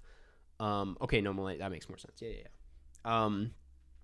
But still, I find it. I find that the core of it, which is like meant to capture the feeling of like chasing love and the pursuit of it, which is like she spells it out for you in the final line of the film. Like that to me was I felt that, especially in the second half. Succession's overrated, man. Which episode are you on? Which episode? You 3 episodes in? Let's give it 2 more. Come back to me. But yeah, this was a very sad movie. It's a very sad movie. It's funny, after the success of Perfect Blue, supposedly he was asked to, or wanted to like follow it up with a similar vibe. I forget what the term was. He wanted to go for this like multi-dimensional kind of like dreamy, like memory, reality, and fantasy blend that he was going for in Perfect Blue. But skew a bit more on the positive side of things, because Perfect Blue is very much like an evil movie about highlighting like the darkness of society and human beings and the disconnect we have with each other. Also following like a famous figure, which I think is really interesting. But here, it's a beloved actress at the end of her life, and it is sad, certainly, but it's like it's like it feels more celebratory of life and human beings and like memory and like holding on to what was, which I found really heartwarming. What is your interpretation of Perfect Blue's ending? So it's been years since I've seen it. I couldn't tell you my interpretation of it, as it's been a very long time. So I can't answer that. I did not watch Perfect Blue for today. I watched Millennium Actress. I remember liking it though. We need to hop back into Perfect Blue. I should just watch all of his. I mean, it's easy to watch all his movies in a day. They're not very long. Should just grinded them all out. And while we're at it, Paranoia Agent. Millennium Actress was loosely based on two lives of two Japanese actresses. I don't know the other, but I do know I did read that it was based loosely on Setsuko Hara, who is the actress from a lot of Ozu's movies, which I found really random and funny. It's also like I can't really. I haven't gotten into that yet. Like, it's an interesting movie in how it like retells Japanese history and like more specifically Japanese film history. It was like really timely with me watching Kokuho just 2 weeks ago and like learning about like kabuki and that whole era of things. But this was like, it's funny that it's based on her, because I know she's probably had a very big career outside of Ozu, but I'm just like, no, there weren't a lot of Ozu films here. But I feel like that's where this really kind of reminds me of Jay Kelly, is in how a lot of it seems to be about existing through your work, and like beyond just being a movie about an actress, is like a movie about an artist, more specifically someone in film, and how through this like career you kind of like lose yourself in your projects, and what bleeds into those projects from real life makes it so that like what is and isn't real starts to kind of like blur. And that just seems like the perfect kind of material for someone like Satoshi Kon, who is always doing this kind of like surreal fiction fantasy blend. I'm pretty sure the Millennium Actress soundtrack / score isn't available on Spotify here, and that made me very upset. Dude, his scores, this one even though it's been like over 5 years since I've seen Paprika, I like he has such a distinct taste for music in his movies. As far as like the score or soundtrack goes, this is so similar to the Paprika soundtrack and score. I don't know how to describe it. It's like this kind of like jumpy, like, there's like sounds I've never heard before in his music. They sound like, I gotta get a better stand. They sound like train whistles almost. It's fascinating, but I love it. It sounds so eerie and like kind of childish, but like, I don't know, like intimidating. Yeah, it has a rush to it. Yeah. And it works really well in some of like the more high intensity action sequences. There's like chase sequences in here that are so well done. I mean, he's so good at tension in his films, and even in something like this, which is not that kind of movie, but I'm beating around the bush on the fact that I, after everything I've said, do think this is not one of his strongest films as a whole. Perfect Blue, I think, is a masterpiece. Paranoia Agent, a masterpiece, but that's like a miniseries. Paprika, appreciate it for different reasons, but this is like, I don't know. I love the ending and I love how romantic it is, but I feel like it takes a second for it to get there. I didn't love this chunk that's like kind of in the middle, kind of in the front half, where we are jumping through different movies of hers, and in each instance, this reporter, like, it comes into the movie and like saves the day. It was like funny, but they do it like 7 times in a row. And I know it made more sense as we got deeper into the film, and like all of the pieces from all of these different individual movies kind of like come together to paint out like the puzzle of like trying to figure out where this man went and like what really happened. But that said, it did feel a little redundant after a while, in my opinion. It was entertaining. That's the thing. I was like, I don't know if I can say this isn't working for me, because I was entertained. And it is painting out a not only like history of Japanese film and going through the eras and building out a life. It is very impressive that in an 87-minute film they can make it seem like you've experienced an entire life, which is very ambitious and impressive. But for some reason it just wasn't working for me, because I didn't really know where it was going with all of that, or why it was doing what it was doing. So it's like kind of a thing of maybe I'll appreciate it more on a second watch. But that's like kind of my big nitpick here. Is that, and I also didn't think that like the humor in those scenes gelled very well with like the more tragic elements of her history with this man. I call Cap. It's a masterpiece in its own right. It's not only romantic, but it's also about the ache of the chase of love. Reads more as a tragedy, meditation on the career of an artist. 5 stars. And that's, yeah, I'm with you there.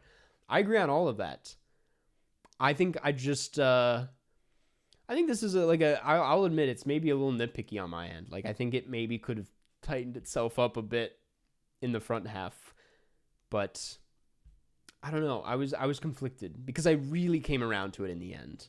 I thought everything it had to say about, like you said, the chasing of love, and like what we hold on to that deep into life, and also like, oh my God, the real tragic stuff that it kind of touches on, and you could argue this is the whole thing, but like losing, like those memories like fading away, like that's really the horror he's after in this movie, is like losing this like non-physical image or representation of someone in your life when you get older, and just like did anything really happen? That stuff really touched me, and I don't know, that was very sad. A lot sadder than the actual like tragedy of the relationship. The ending was sad. What are your thoughts on it? Yeah, it was interesting, because like it could have had this it felt like it was leaning really into being like a she goes and meets him in heaven kind of moment, which would have been so corny and cheesy, but I found he obviously takes a much cooler route. And I love movies that, I feel like this has been done before, but I can't remember like other examples where they try. I'm not going to go full spoiler talk. I'm sorry. I kind of already did. But that like relate space and the stars to death is like, that stuff is just so interesting to me, and I always find it so beautiful. I mean, this isn't really a space movie, but I'll count it as that for how little space there was. But I know like some people read it as like depressing, but like I don't know. I didn't find it like uplifting by any means, but I found it really beautiful and true to being in love, and like what it means to like lose some, like the fact that like even when someone leaves your life, it just doesn't really go away, which I found really, really beautiful. And just the sound in the end.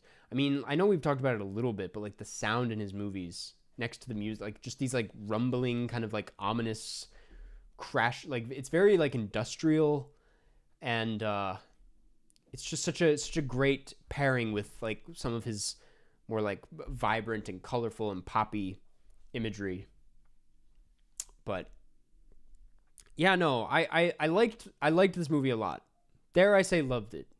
Didn't really know what I was watching for a good amount of it, which is kind of par for the course with Satoshi Kon. I feel like I try to go into his films.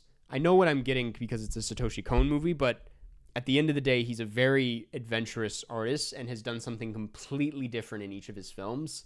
It's depressing to think about the fact that like he probably had so much more to say as a filmmaker. And I would love to have seen more of his work, but for what he put out there, it's like there's very few filmmakers who could have such a brief filmography and say so much with their work and like show a clear mastery of their craft through it, because it's like he's got a very unique style of animation that's unlike a lot of other Japanese animation out there. It's very detailed. It has a lot of attention towards texture and tone. Has a very odd, sometimes gross sense of humor that's really charming. And yeah, I'm having now seen all of it, I'm like, he was just a fantastic filmmaker all around. It's such a good story / concept, man. OMG, I fell in love with it by the end. Sometimes I think feeling the sadness is a beautiful thing, makes me love life a little more. That's a good way of putting it, yeah. Because I think like Perfect Blue is very much a like hellish experience. You feel bad. It's a feel bad movie, definitely. This is a sad movie and is highlighting the tragedy of life and how we can't really hold on to everything forever. But it's kind of recognizing the beauty in that in a way, which is an interesting route for him to go. Because I've always seen him as kind of a like a much darker and kind of pessimistic filmmaker. But it really recontextualizes a lot of things in his work and makes me want to go back. I really want to rewatch Paprika now. It's been so many years. But yeah. Nick, thank you for the super chat, for the very generous super chat. Thank you. Watched Pillion over the weekend, and it's my new obsession. Thank you for putting that movie on my radar. That deserves more love. I am so glad to hear that. That's exactly why I tried to give it the love I could, because I'm like, it is a movie that's like you can get obsessed with, and like a movie you just have fun hanging out in. So I'm glad you liked it. I do wish that movie got a bit more of a louder release than it got. It doesn't really make sense to me what happened to that movie. There was an animated film that Satoshi Kon was making, but after his passing, it was canceled. That's a shame, man. I don't know much about his passing, admittedly. I should have looked that up before this, but I don't know how he passed. But it's very sad. He was kind of young, right? I mean, I guess that would kind of surprise me. But yeah, 46. Died at 46. Cancer. It's just tragic, man. I feel like he was just kind of like popping off. But anyway, really great filmmaker. One of my favorites, and very bittersweet to finish his filmography, to be honest with you. It's always sad to get to the end and be like, damn, I guess that's it. But it wasn't canceled. What happened to it? He worked on Akira? I had no idea, man. I have not watched Memories, no. Is that the same director as Akira, Memories? Or am I misremembering something? Damn, dude.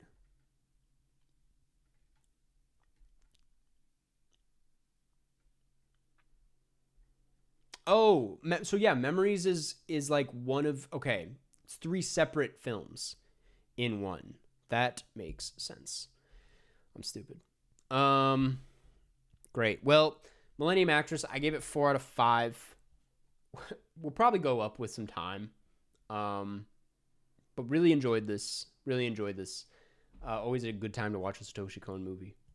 Very short, too. No excuse. Let's check in on the poll. Let's see where we're at in the poll. Right now, we're sitting at 41 votes. Damn.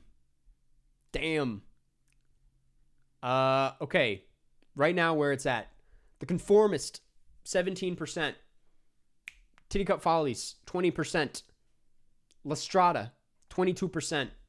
The Wailing, 41%. The people want to watch The Wailing, man. The people want to watch The Wailing. Damn.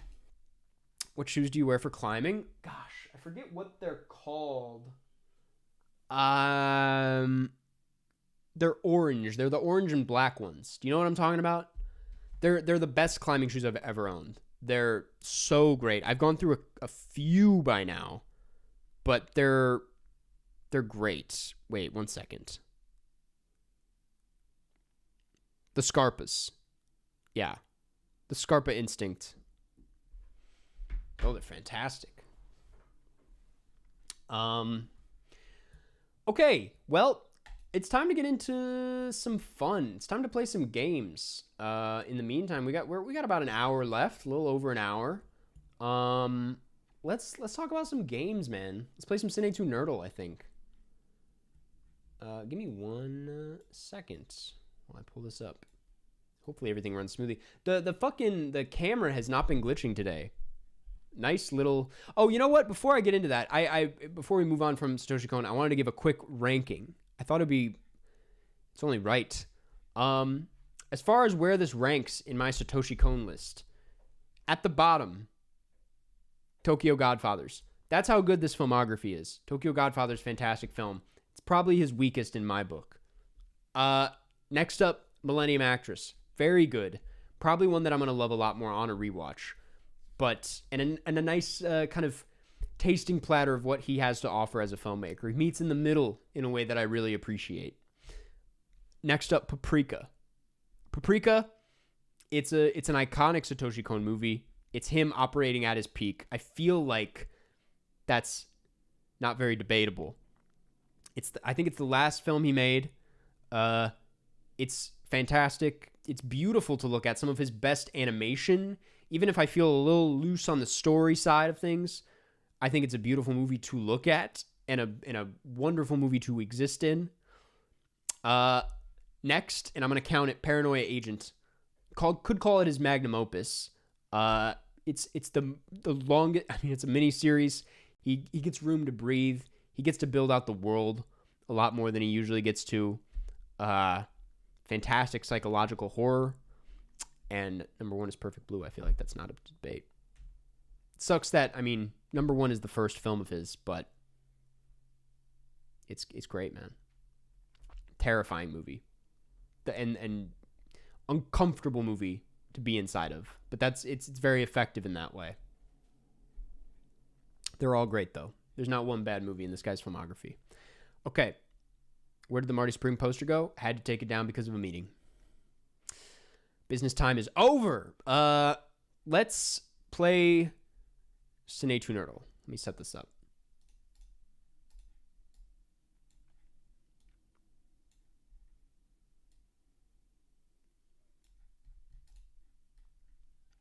Okay.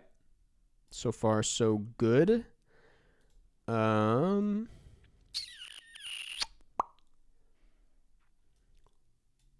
And we are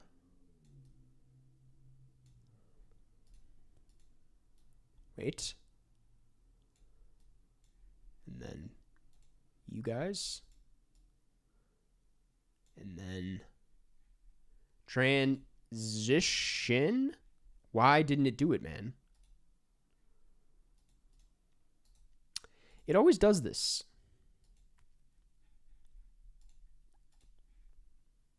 There we go. Wait. There we go. Okay. Cine Nerdle. Burgle.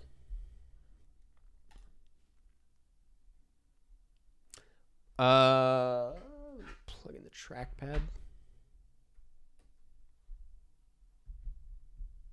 If it's going to work. I doubt it's going to work.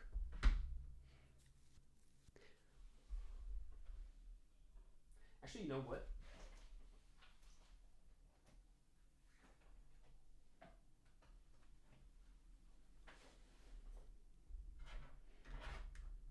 Incredible. All technology has been buggy as hell lately. It's honestly suspicious. Listen, I'm glad you said that. I know there's allegations out there. They're trying to damage my name. But I'm very much on the same page. Everything's getting worse. And it's not just me. Bicycle, blind, boxer, California, champion, hospital, injury, race, radio. Listen, this is going to be crazy, but I'm going to say Kingdom of the Crystal Skull. That's not even true. Okay. Bicycle, blind, boxer, California champion, hospital, injury, race, radio, Forrest Gump. Gotta have something. Dude, I'm so fucking mad. Yeah, fuck it. Creed. Okay, yeah. Maybe we should have just led with Creed. Oh my God. Bicycle, blind, race, radio. Bicycle, blind, race, radio. Blind. Blind. Race. Race, bicycle. I'll say Chariots of Fire could give us something here. Well, no. Radio, blind, bicycle. Radio, blind, bicycle. Well, they're on the radio and do the right thing. I feel like someone has a bicycle in that movie. Okay. Blind, bicycle. I got 2 more attempts. We'll finish, but I'm not going to be happy about it. Blind and bicycle. It's just not a very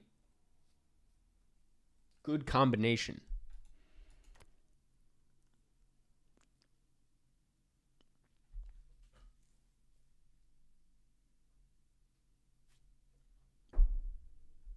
Stand By Me. Are they blind in that movie? I was going to say The Blind Side. Oh my God.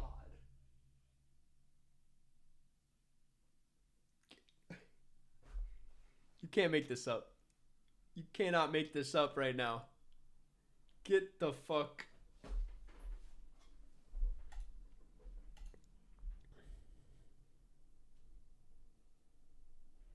They're not blind in The Blind Side? What? I've never seen it. I thought they were. Oh my God. I thought the whole. I'll do Stand By Me. Oh my God. What could it have been? Seabiscuit.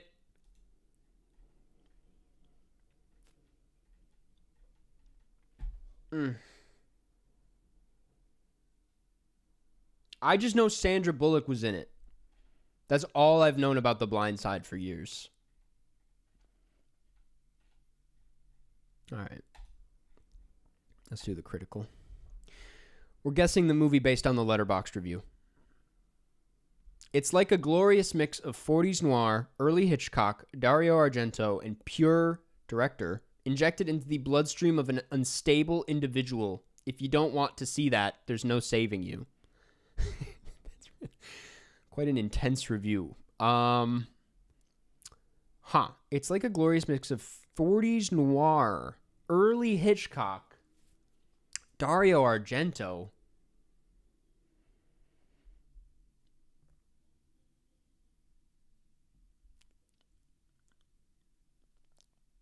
and 5 stars. I'm gonna move on to the next. I got nothing, man. That's too many different movies. Merges German expression, and now we got more to add to this. Merges German expressionist horror and post-World War II noir into a vision of the collective trauma of the Holocaust as an incomprehensible house of mirrors.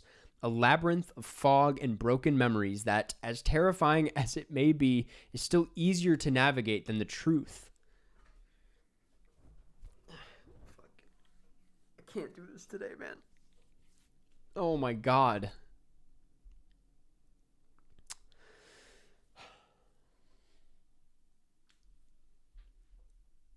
A labyrinth of fog and broken memories that, as terrifying as it may be, is still easier to navigate than the truth. Okay, 40s noir, early Hitchcock, Dario Argento. People love this movie for the most part. German expressionist horror and post-World War II noir into a vision of the collective trauma of the Holocaust as an incomprehensible house of mirrors.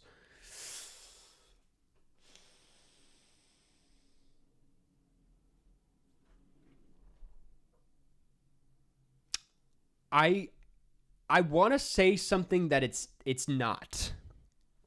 It's not gonna be Carnival of Souls. No, why would it? It would. No, they would never do Carnival of Souls for this game. Being a psychiatrist. Being a psychiatrist must be so sexy. You can just sit in your comfy chair, be all mysterious, look right through people's minds, and then be like, "I'll give you some chlor." That aside, this movie has a delicious thrill, and the mind fuck is just a real brain-gasm.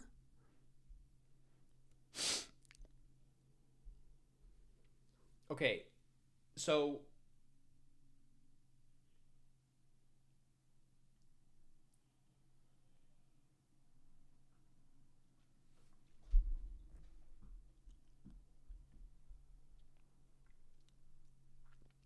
everything I'm thinking of is too old for what this seems to be. This seems to be like a new movie. And I want to go Nicholas Winding Refn, but there's no way people would like this movie this much. My first thought was like the Neon Demon. But the psychiatrist thing helps. That gives me some character. I'm trying to think of like insane asylum movies.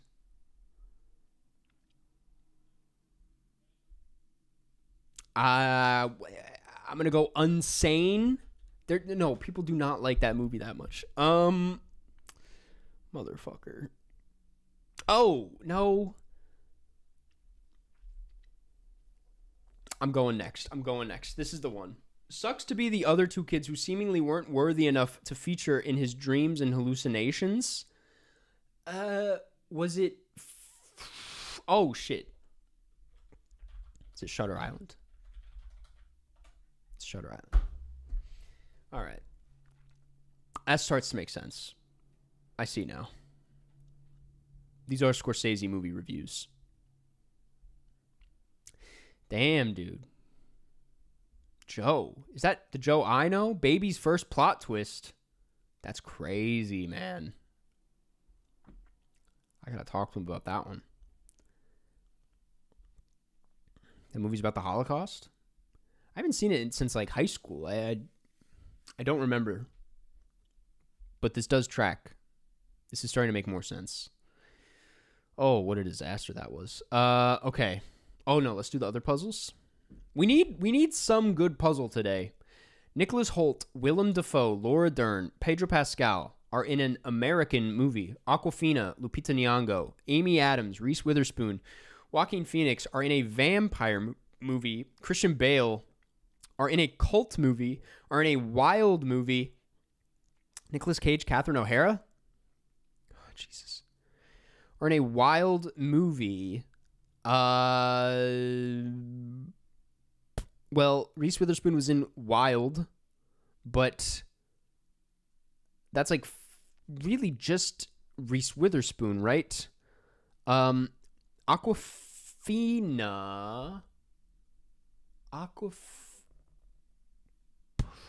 Jesus. Laura Dern, Nick Cage are in a wild movie. Willem Dafoe, Wild at Heart. Amazing. Okay, and then we are in an American movie, Reese Witherspoon, Willem Dafoe. Wait. Wait. What? Reese Witherspoon, Willem Dafoe. What movie were they in together? Cult movie? No. Amy Adams? No. Catherine O'Hara? What the fuck? American movie. Okay, I should maybe abandon that. Are in a wild movie.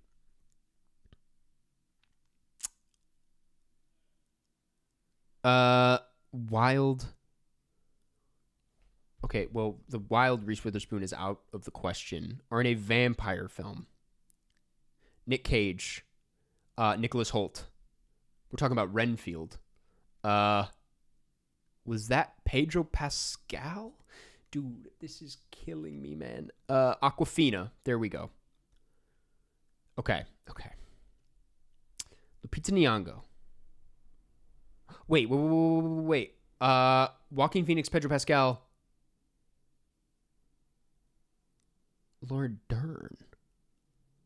I thought we were onto something with Eddington for a second. Wait, an American movie? Oh, now I'm... Oh, no.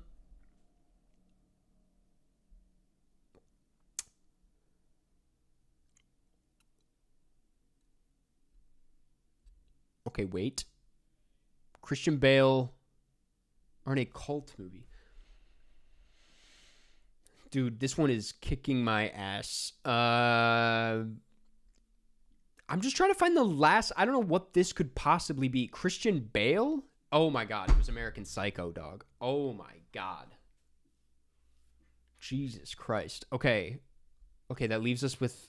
I think if I just move one of these, it should reveal some sort of clue. Oh, okay. Wait.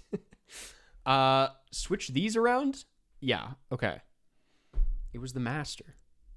Did no one guess The Master?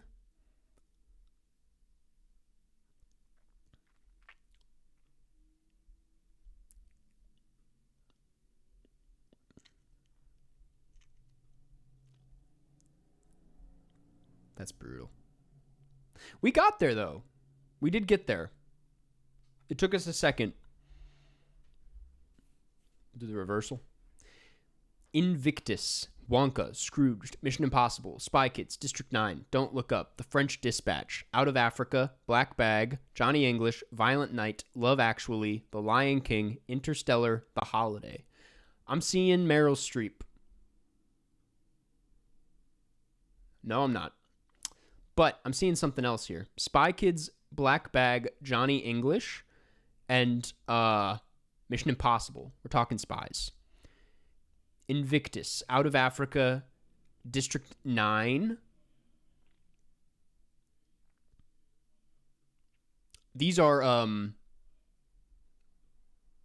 it's Africa. Okay, and then Wonka, Scrooged, Violent Night, Love Actually, and The Holiday. That was a walk in the park. And then it's Timothée Chalamet. Okay. So then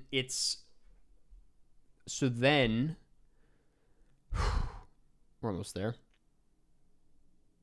Now I'm kind of stuck. Not gonna lie. French Dispatch.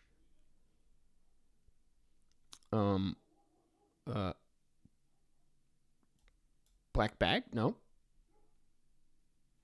Love Actually? Wait. Wonka. Oh. I see it now. And he was in Invictus, I want to say. No, he was in The Lion King. Oh my God, it was Rowan Atkinson. I was thinking, I'll be honest, I was thinking Hugh Grant with Wonka. But I don't think he was actually in Love Actually. Damn, okay, we got there though. We got there. All right. Let's do some battle. Let's start the real game. We have a horrific ratio going right now, 18-20, but we can get those numbers up today. I will do members rounds in a second. I just need to warm up a second. As we do. Let's run it. We're playing Raindance Liz.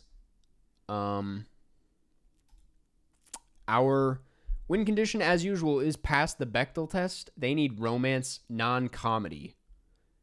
We're starting with Bridget Jones's Diary. It's going to be great.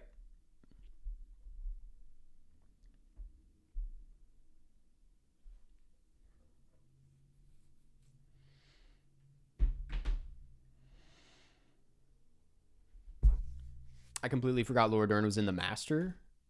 I don't remember her at all, to be honest with you. Bridget Jones's Diary, Bridget Jones's Baby, Renee Zellweger, Colin Firth, Patrick Dempsey, Emma. I'm gonna go with Judy. 2019. Get weird with it. I know only a handful of other Renee Zellweger movies. She is kind of a mystery to me. Okay, blocked me on Hamnet. That's pretty wise, but that's fine. I'm going to go The Lost. Well, no. Paul Mescal I want to stay out of because that's romance. I'm going to go Wicked Little Letters, which I never saw.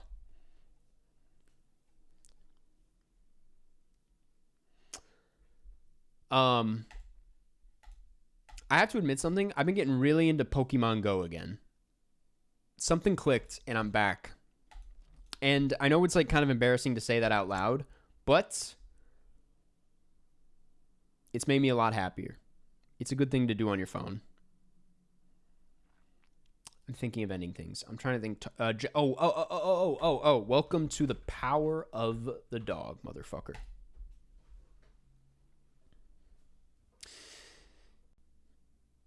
10-year-old game at this point. Well, they're doing the 10-year anniversary event right now.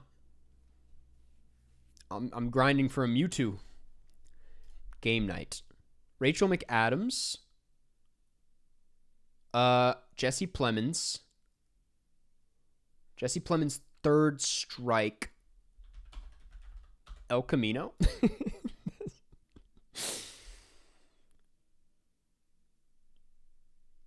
No, it's fine. I was playing GoFest a couple days ago. See, yeah. It's active. It's alive and well. Incredibles 2. Okay, I'm going to do the same thing I did in my Coen Brothers video, and I'm going to mix up. Okay, it's Holly Hunter. Listen, I got a lot of shit for that. A lot of people called me out, and it was embarrassing. Do not get me wrong that I said Helen Hunt instead of Holly Hunter. But also, that is like the easiest mix-up of all time, and I'm surprised it doesn't happen more often.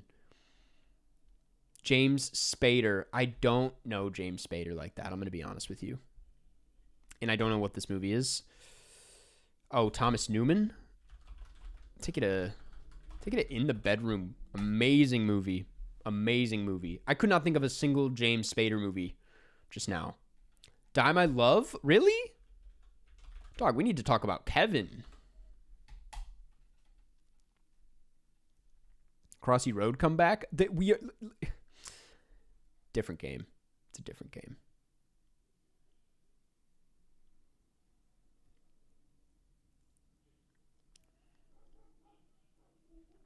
Okay, we're going cocktail. Cocktail, I'll take you to The Color of Money with a brick.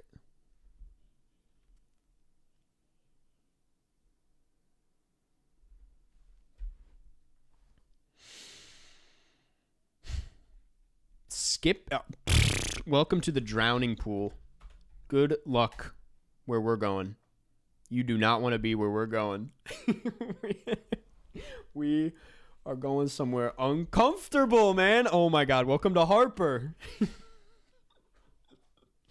Now they're about to third strike Paul Newman me. That would be crazy if they had the good game.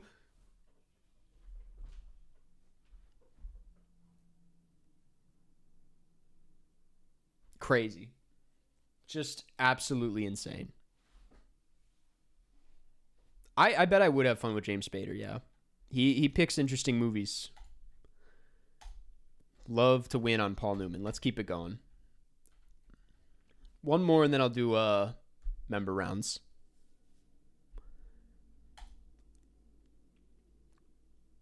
I got a little lucky with that one. I'm not gonna lie. That was just unfortunate. They could have gone Cars. Like,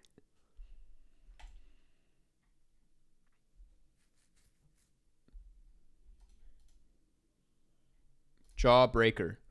Oh, dude, who just did the same DP. Song Sung Blue. Now, before I do this, is this the good route to go? Sure.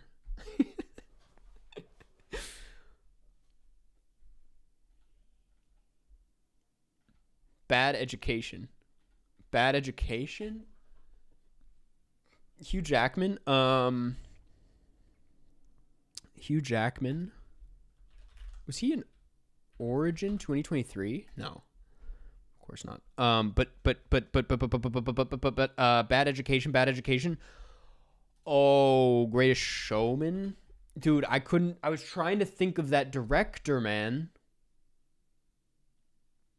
Damn. Malcolm and Marie.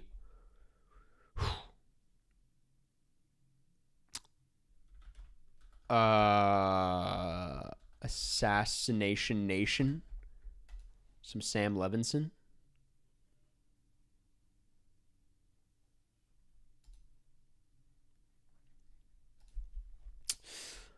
Okay. An American Pickle. I don't like being in this Seth Rogen area. I don't like this. I will go an American Pickle though, with a brick, because I feel like Holding the Man, Sarah Snook. Welcome to the Beanie Bubble. No. Welcome to what's it called, man? Bunny? Something Bunny. Dude. It's gonna be the Beanie Bubble. It's gotta be the Beanie Bubble.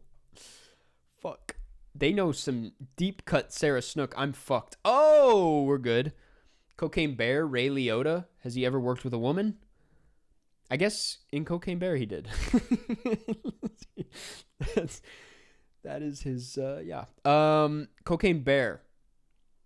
Ray Liotta, we're going to go, let's throw it all the way out to Goodfellas.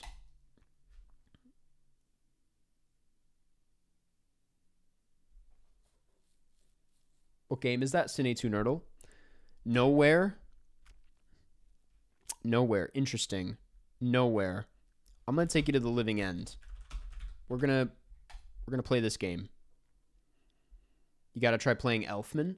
I don't, the thing is I trust that he has like a deep filmography with other filmmakers, but I'm only going to be focusing on Tim Burton, and I think that's going to screw me over. Welcome to Totally, no? Kaboom. Totally Fucked Up. Is that a good one? It's not really going to leave you stranded, is it? Yeah, you're going to get James Duval off this. Fuck. Damn, the two Gregoraki dead ends are Living End and Kaboom, but I played that wrong. May. Donnie Darko. Why not? Is there a film you truly regret watching?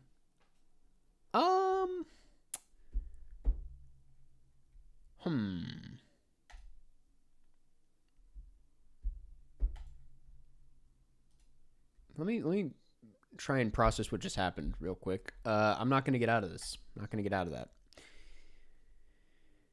Is there a movie I truly regret watching?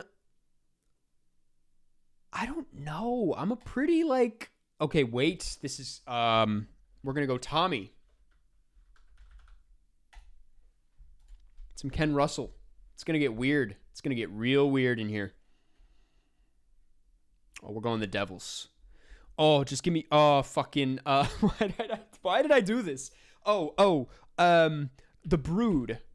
Yes, dude. Oliver Reed. Shivers. David Cronenberg. We're going Crimes of the future, 1970. I'm about to get screwed. I'm about to get very screwed. Everybody brace yourselves. It's not going to be pretty. Maps to the Stars. Nope, it's not pretty at all. Julianne Moore. Okay, I almost got excited. Robert Pattinson is nice. I like that. Remember Me. I like this. I like where we're going.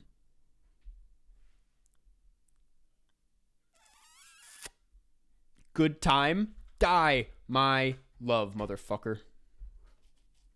We're on the board. We are on the board. It's like, to do animated science fiction, it's always a little scary. Uh-oh, we're doing this.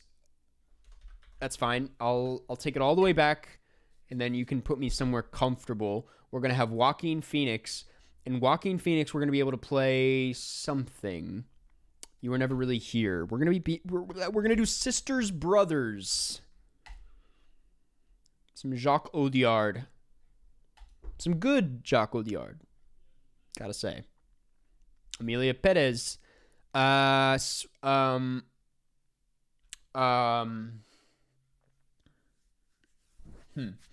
think I can get anywhere I need to go here, but we are going to go somewhere interesting. This is going to get a lot uglier.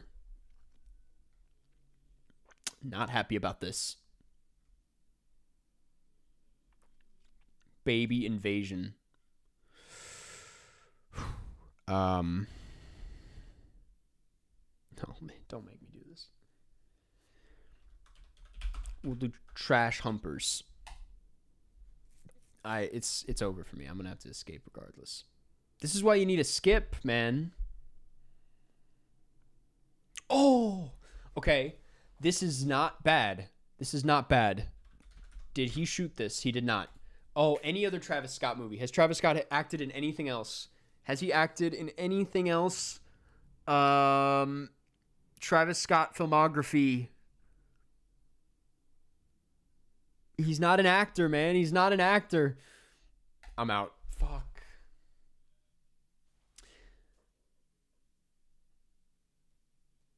That was better than I thought it would be, but I also couldn't do anything with that.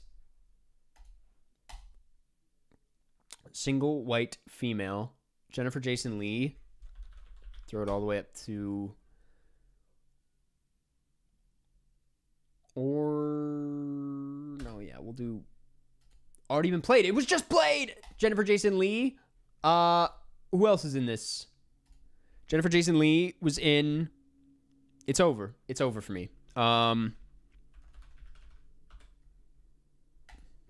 couldn't think of another Jennifer Jason Leigh movie.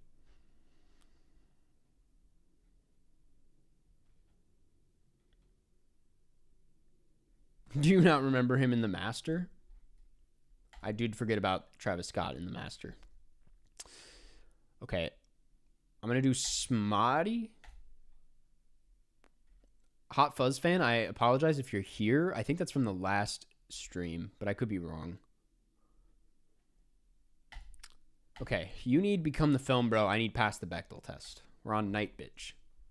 What's the poll so far? I'll check in a second. A Complete Unknown.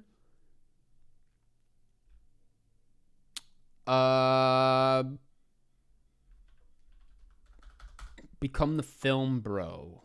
Okay. Move carefully now. Girl Interrupted.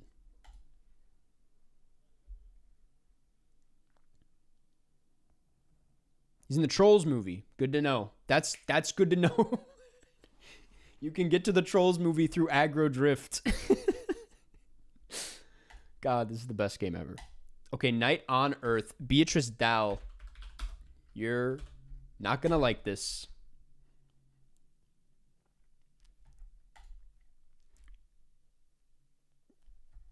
Oh my God, you're familiar. Fuck. I don't.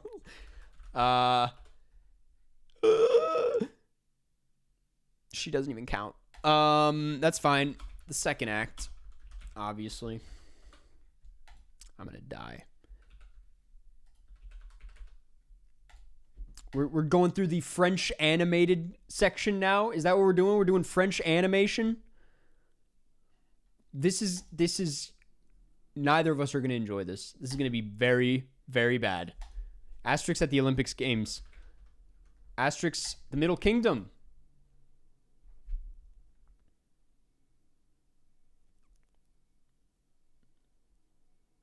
We're going to go as far as we can here. It's funny that there's like some stuff that just does not connect. Like Asterix and the Vikings, nobody worked on that next to the Middle Kingdom. A very long engagement. Okay, we found a way out. Okay, Marion Cotillard, Annette, with a brick, because that's the boy.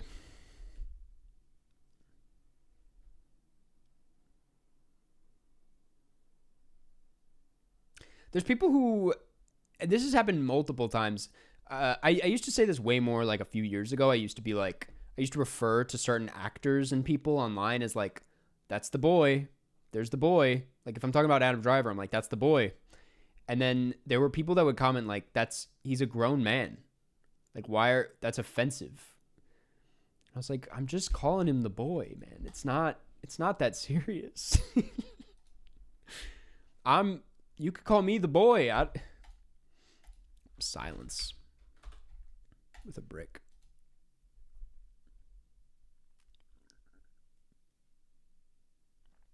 I need water.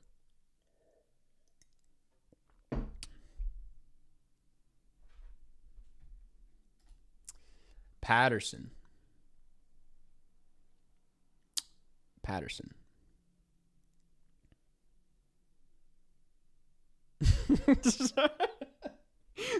Remember when that journalist called Cillian Murphy the young boy? Oh man, that's so good.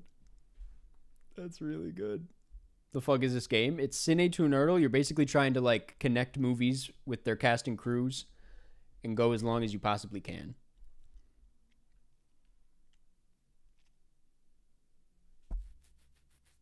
John, Stranger Than Paradise.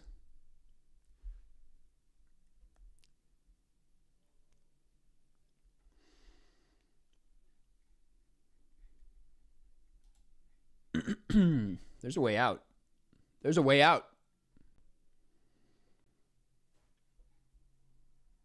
Paris, Texas. Okay.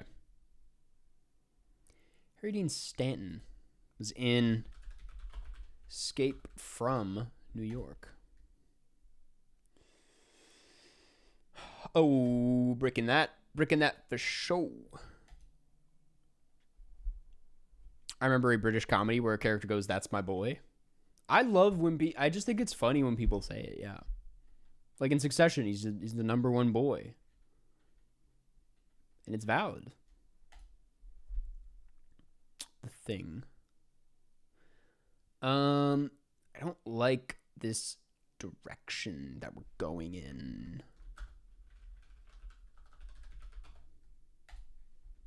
Not a fan of this direction at all. Once Upon a Time in Hollywood. Didn't even think about that. Okay, that's fine. That's all good. We are gonna do Honora. I think that is okay. If I'm not mistaken. I think we're good. Tangerine. This is not good. This is bad. No.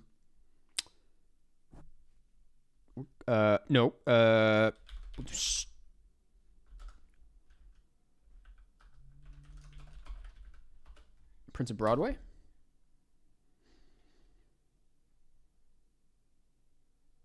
Oh, you gave me the pat. Okay, all right. You let me off easy. Okay.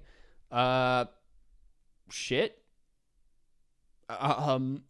Think. I always struggle with Willem Dafoe in like he hasn't done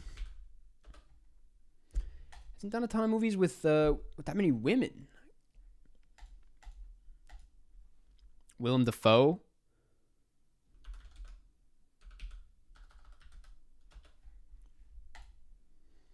Like you would think he'd do like a Lynn Ramsey movie, but I can't think of any.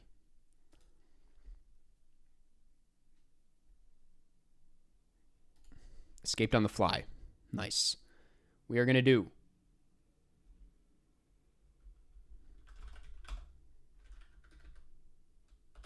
The Big Chill.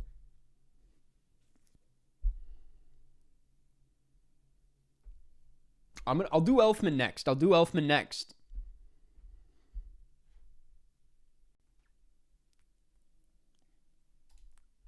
Wake Up Dead Man, A Knives Out Mystery. That's going to be the mastermind.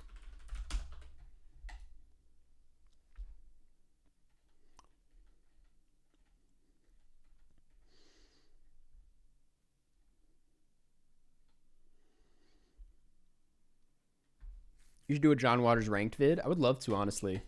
That'd be fun. Oh,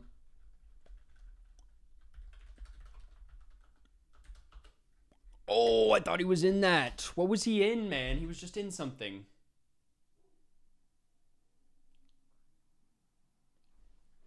That's okay. We'll do Night Moves. Give me a little bit of time here. Night Moves 2014. Fuck. Oh, that was such a mistake, dude. That was such a mistake. That was the worst Kelly Reichardt movie I could have done. Why? What is wrong with me? What is actually wrong with me? Oh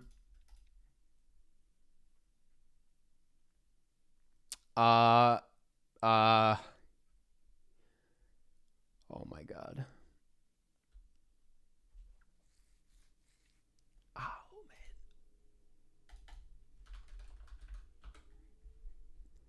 What am I doing? No, we're good. Jesus.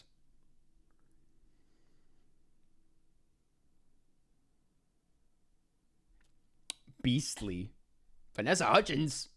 Do I want to do this? Yes, I do. I think. Oh, man. Terrified.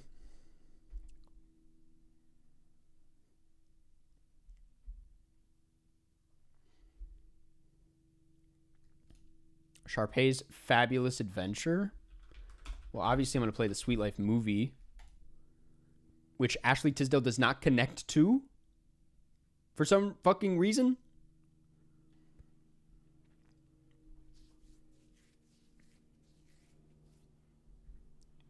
Cole Sprouse. What was that one movie he was in? Who's in this? Let's get out of here. Haley Lou Richardson. We'll hit him with Lurker. Who's Haley Lou Richardson?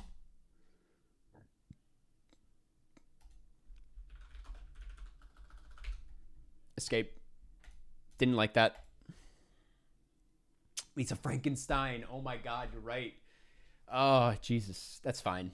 I did not like Where We Were. I did not like... You tried to play Pause 1997. They won't let you. The Four Feathers, they won't let you. Okay. Candy. Who is that? Is that Nicole Kidman by chance? It's not. Heath Ledger.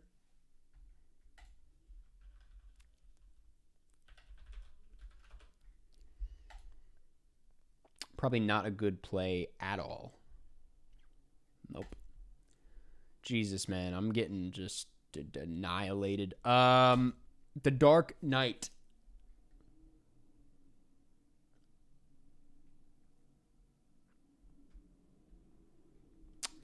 The Dark Knight.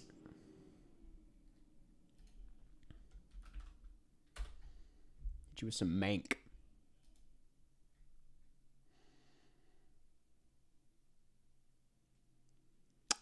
Oh my God. Okay, that's fine. Keanu Reeves. I'm doing Elfman next for sure. I think I've exhausted the Bechdel test win condition. I think I'm out. Like, I can't.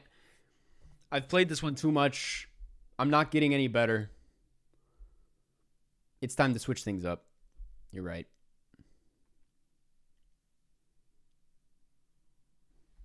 Dirty Dancing. Patrick Swayze. Dude, I don't even really know Dirty Dancing like that. I don't even know Jennifer Grey. Let's get the fuck out.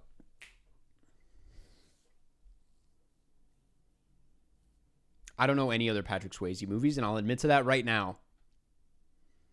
These are my weak spots, and I shouldn't be saying them out loud because they're going to be used against me. But Daniel Radcliffe.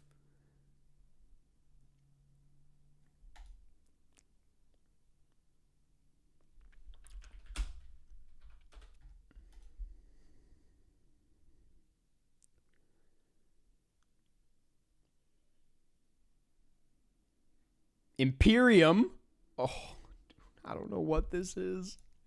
And I don't want to know. What is... I'm not even going to... Movie 43.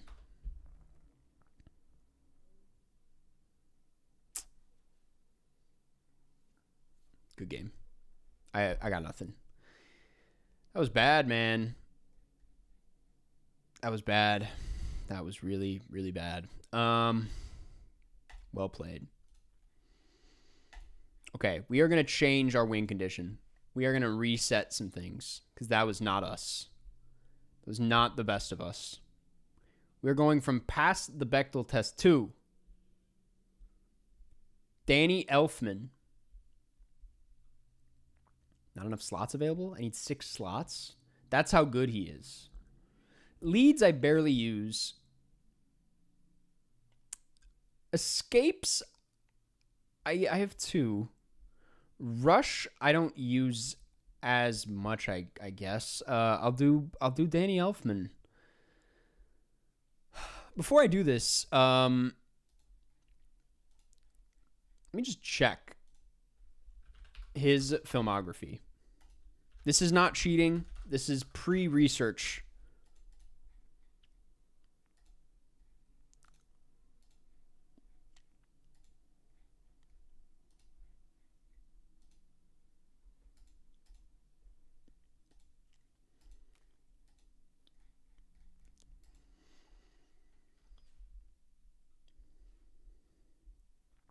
Good Will Hunting. The Spider-Man films. A handful of Sam Raimi, it looks like. Beetlejuice. Edward Scissorhands. Silver Linings Playbook. Big Fish. Justice League. Okay, you're not wrong. This is stacked. Nacho Libre. Dracula 2025? With Caleb Landry Jones? White Noise. I was unfamiliar. I will admit I was unfamiliar. Milk? Dumbo? I knew Dumbo. Planet of the Apes, 50 Shades. Charlotte's Web. Wow. You could get to Danny Elfman with essentially every actor. Okay. Wow. Okay. Is that Billy Bob Thornton? No. That is not. I thought that was a very handsome Billy Bob Thornton.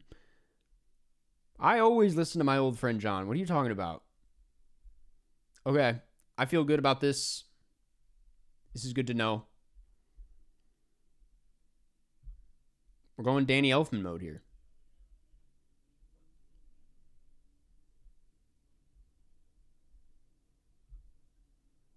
Sea Fish. Actually, oh shit. Okay, I didn't mean to start this. I will play whoever requested. Someone requested, I thought. Didn't someone request? I'm sorry.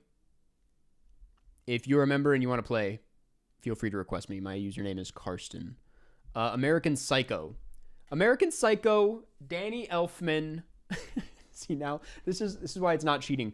I'm gonna go Brown Bunny. We're not gonna get there this way. I'm not gonna lie. This is not how we get there, but we are gonna start in a weird place. After the hunt. Okay, let's take everything we just learned. Julia Roberts. Did he do Pretty Woman?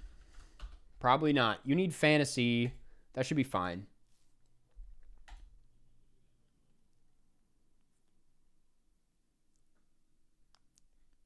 Aaron Brockovich.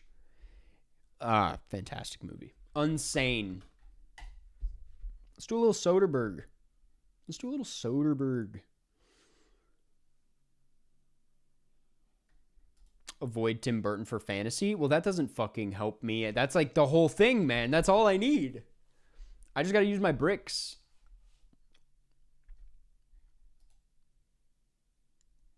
Black Bag. Steven Soderbergh. Third Strike. That's going to be High Flying Bird. There's a way out, but I don't know if you're familiar.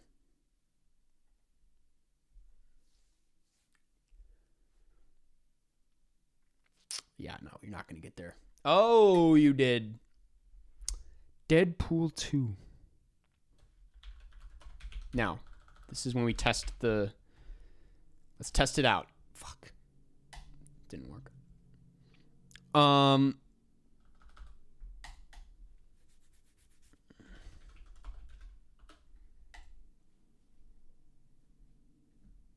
think we're fine.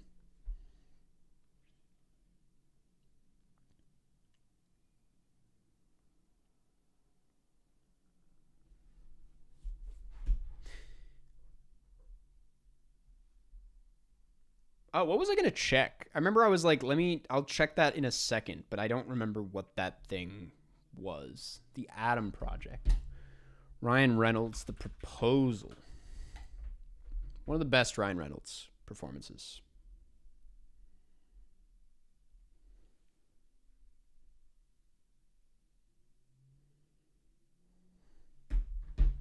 The poll, yes. Bird Box. Bird Box. Fuck it, Blind Side. It is a football movie, damn. I should probably watch The Blind Side. Four Christmases.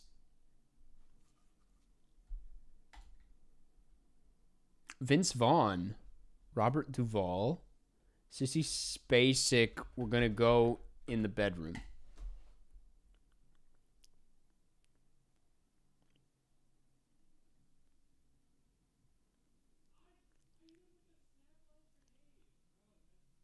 You don't need to watch The Blind Side. That's all I need to hear. I won't. You don't gotta watch. Two people. Not really, bro? Damn. Chat is so delayed, but dude, is this it? Is this game? See, this is why, guys, like you're probably like, why don't you just play members? It's like you're still playing the game. Might as well do it with members. Well, you guys are good at the game. And I do better. This is some obvious cheating, first of all. The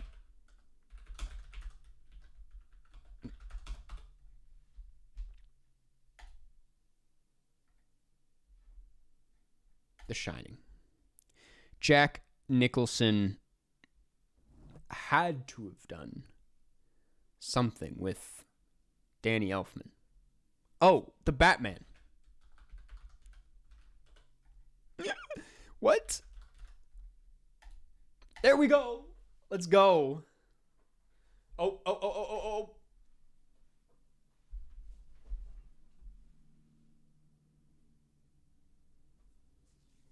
The Last Detail. Oh, now we're talking, man. Let's take you to let's take you to what's it called? Carnal Knowledge. Fucking, why'd they say Carol Kane was in it?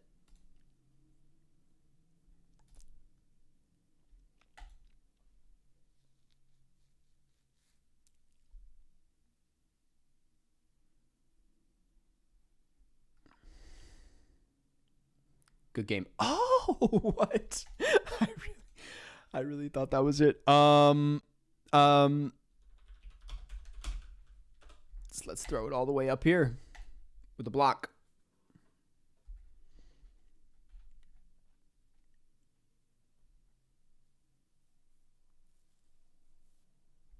A funny thing happened on the way to the forum. Steven Sondheim. Oh no.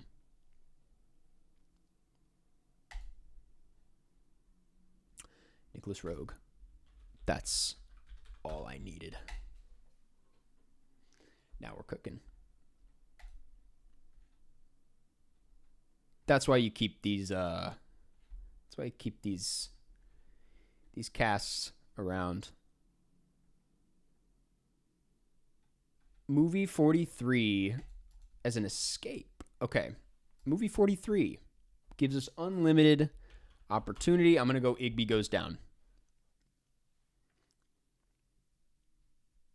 Scott Pilgrim versus the World. Kieran Culkin, Third Strike. Was he in Margaret? He was. I'm cooking a little bit here. I'm not really cooking with the Danny Elfman win condition, but I'm like cooking in other ways. Like I'm running laps around this guy, I think.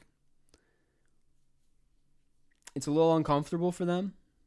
Almost Famous. Vanilla Sky.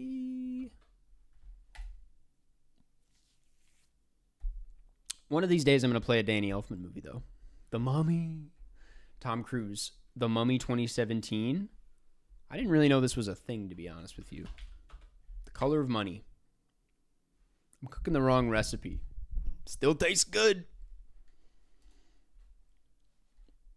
The Sting. Oh, we're doing it. Welcome to Slapshot. Oh, this is going to get ugly. Cars. Not ugly enough. Okay, Cars. Alice through. Let's just hope this works. Didn't. Owen Wilson, Danny Elfman, someone in Dumbo. It worked. Michael Keaton.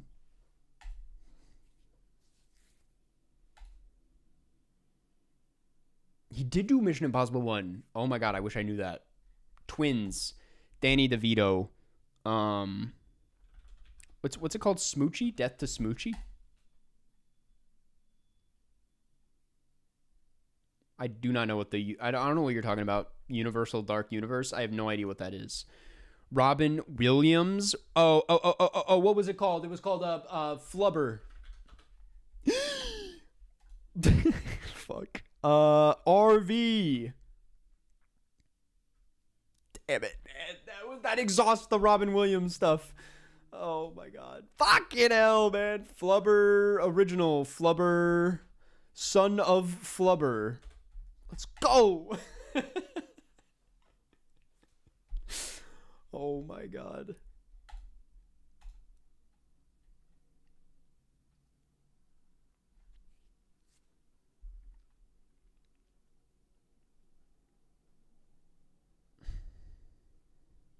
I know he did Good Will Hunting. I couldn't get anywhere.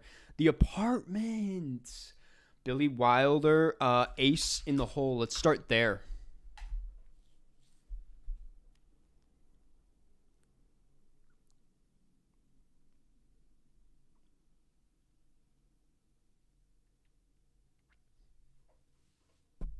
I don't know what you're talking about.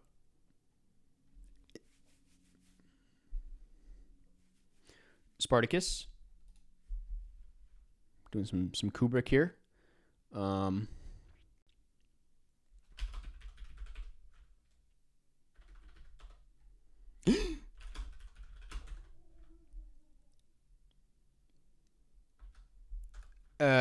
Killer's Kiss, man. Yes.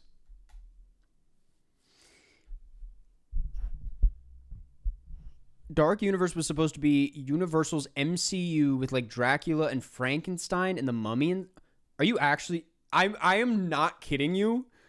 I did not know what this was. This is the first I'm hearing of this.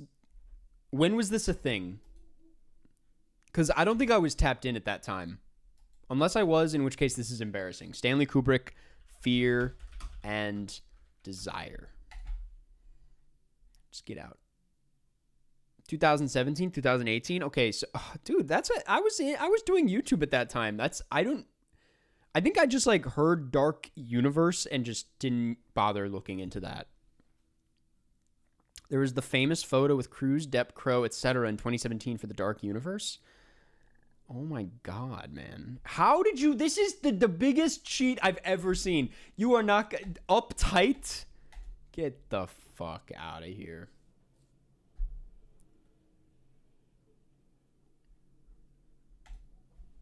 Oh my god. fighting for my life. Ad Astra, Tommy Lee Jones, Men in Black. Why does that seem like a Danny Elfman movie? Oh my God. That was a complete just shot in the dark. I was like, maybe he did this.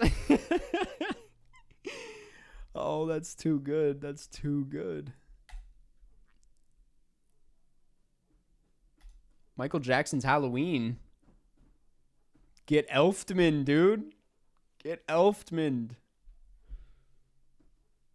Javier Bardem was in the photo too, and he was supposed to be Frankenstein's monster with Angelina Jolie as the bride of Frankenstein. What? Oh my God.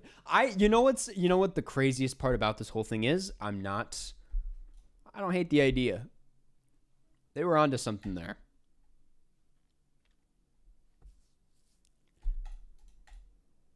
Oh no. I don't know how to get out of that.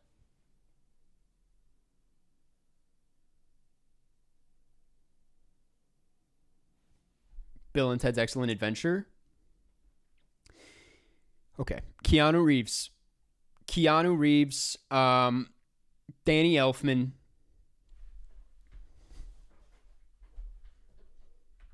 We'll go Point Break. You got to understand, man. I'm as locked in as I could be. I just don't know Danny Elfman like that. Good Fortune. Fucking hell.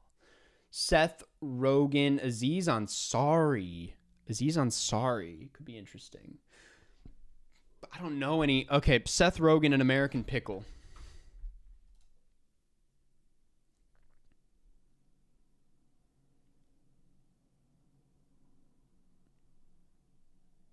Dark Universe, man. Interesting. It's very interesting. The Spiderwick Chronicles.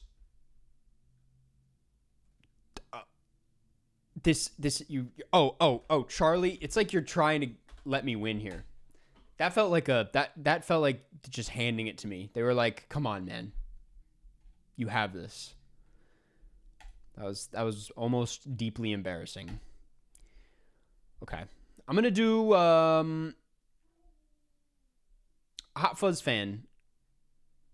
I'm going to see if this works. I don't know if you're playing right now. I'll do Hot Fuzz fan. Oh, you are playing. Okay, I'll do this and then Hoofus's. This is classic. Different speed for me. Don't Worry, Darling. Olivia Wilde. Welcome to Booksmart. That's what we started with. Get Fucked in Pool, man. That was a good Elfman. It was like the easiest Elfman, man. I had so many opportunities. Chris Pine, Hell or High Water.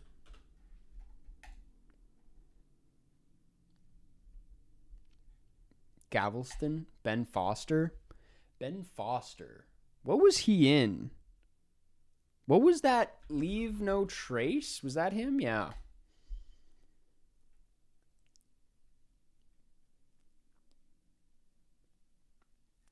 Testament of Anne Lee. Okay, we're alive. We're doing this. We're gonna do we are going to do the we are going the Brutalist.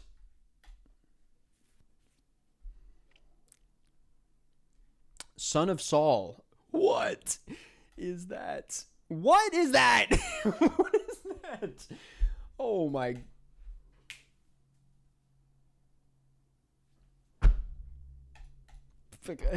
Okay. Daddy Longlegs.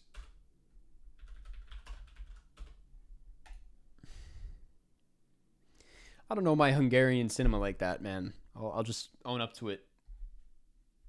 Frownland. This is getting ugly. No, I don't want to get stuck.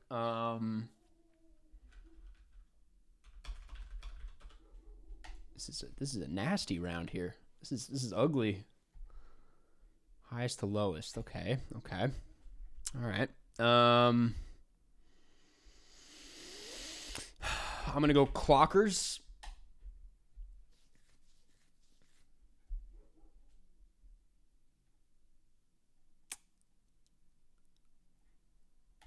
The Five Bloods. Spike Lee Bamboozled. There's an out here. There is an out.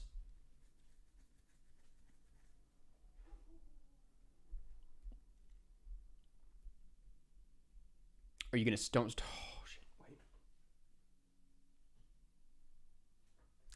Okay, I could be. Is he in this? He is not in that. I don't know any Michael Rappaport movies.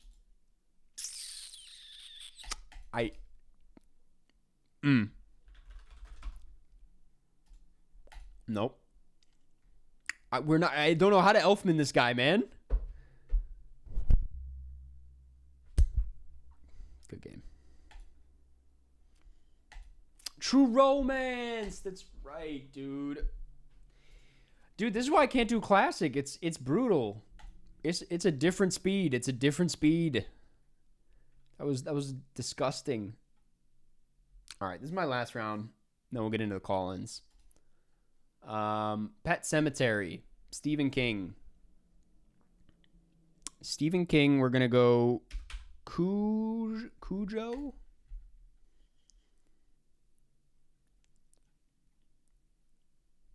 They need to become the film bro. I need Danny Elfman. The Monkey. Oh, yeah. Oh, yeah. We're going to go to Insurgent. We're gonna get into the Theo James universe. God, those, you know what? I have my answer to that question. Anything I truly regret watching? The entire trilogy of Divergent, Insurgent, and whatever the fuck the third one was. Eternity. That's gonna be The Boys in the Boat. In the Boat. Favorite Jamie Lee Curtis movie? Probably Halloween. Perhaps a boring answer. But that's really, truthfully, my favorite. From Dusk Till Dawn. George Clooney, the Batman! What?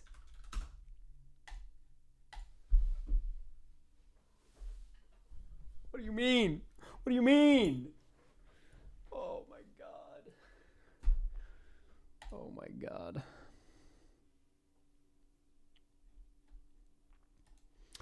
Did he not do any of the George Clooney Batmans?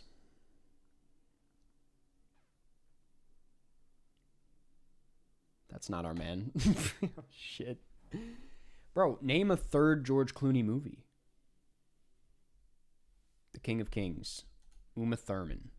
Mans, thank you for becoming a member. Appreciate it. Appreciate it. Good to have you. I apologize if you became a member just to play me in Cine Nerdle. I'm going to be done for the day after this, but join next week, and this is just assuming this is why you joined. But Uma Thurman, Oh Canada with a brick. Okay, John, chill out. Chill out. Paul Schrader, hardcore.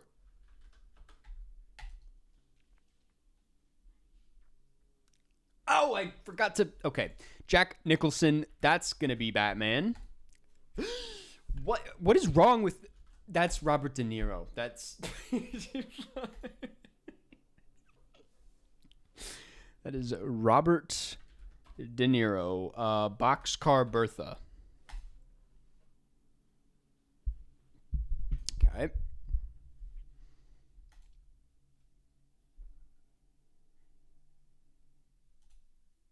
Kill Bill. Oh, yeah. Oh, yeah. This is going to get real fun. Battle Royale. What is it? What is the connection to Midnight Run? Oh, no. That's not good. That's not good at all.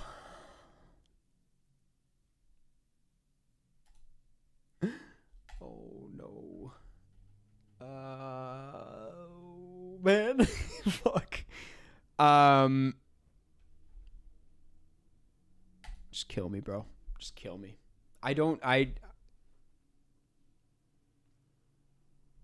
The Royal Tenenbaums. The Royal Tenenbaums. Maybe this will work with Midnight Run. That would be crazy if it did. Nope. Ben Stiller, Owen Wilson, Gene Hackman, Night Moves. No, we're doing the call-ins after this.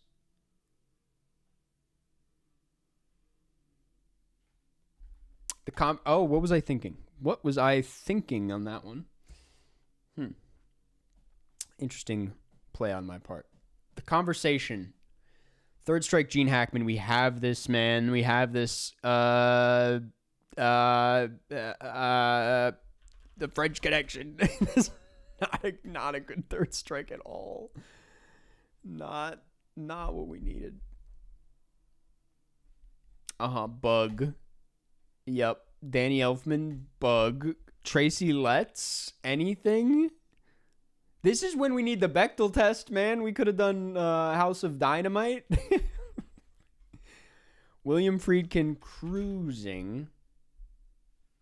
Is that safe? Pretty sure that's maybe safe.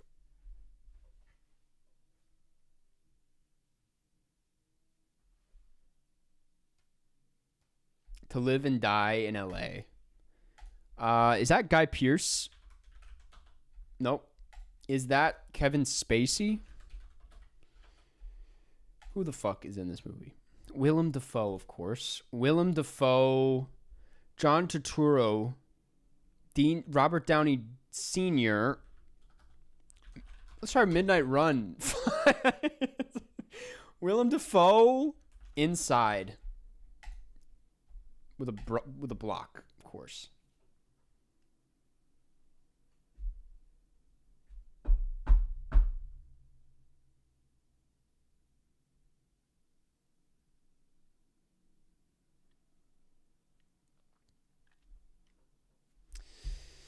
The Last Temptation of Christ.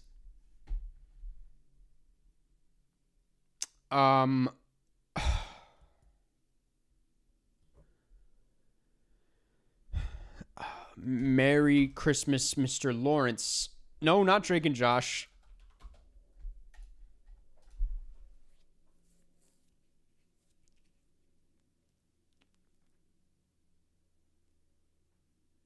Oh, we're doing this now? We're doing this? Boy, 1980, 1970, Why don't they fucking... That's fine. In the Realm of the Senses. Crazy movie.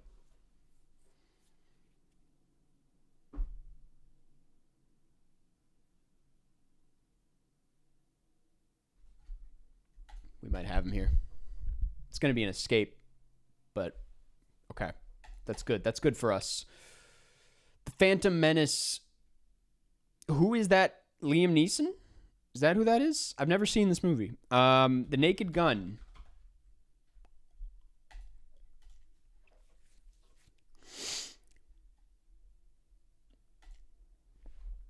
$1969.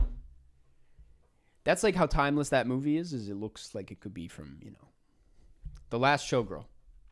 Pamela Anderson, but more importantly, we're working with Gia Coppola here, aren't we? I kind of want to do mainstream block, obviously.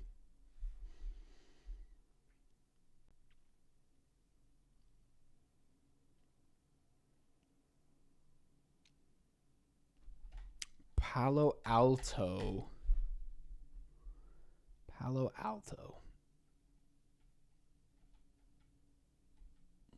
Nat Wolf. Is that Naked Brothers Band? Damn right it is. This is not good. Oh, fuck. I'm gonna throw up. Oh, you didn't know. That's crazy. You could have done fucking Oppenheimer. I'm gonna kill this light. The World's End. Simon Pegg. We're gonna Mission Impossible 1. He's not in that. Mission Impossible 3.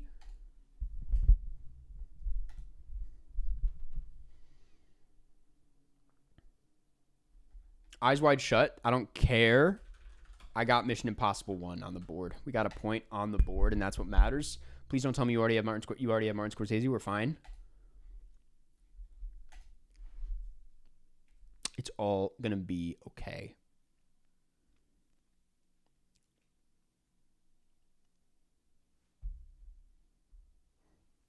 The Color of Money. Let's take it around the block. Harper. Let's start there. Let's start with that one. Hombre. Okay, unlimited options here. I like the life and times of Judge Roy Bean.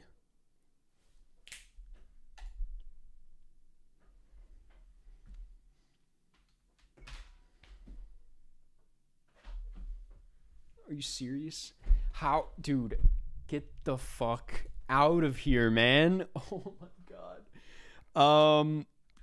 Citizen Kane. Right back into the trenches. Okay.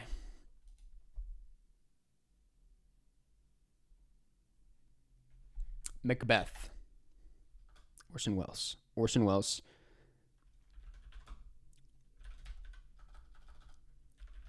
The Lady from Shanghai.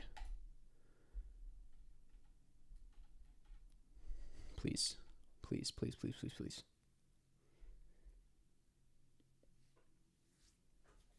We might have it.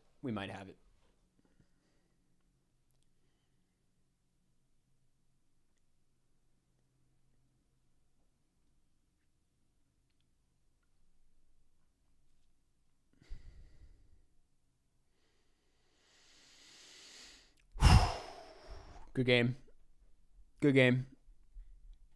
That was a battle for sure. They don't call it a battle for nothing. That was well fought. Okay. All right. Let's wrap things up. Let's do the call-ins. Oh my god. Let's do the call-ins.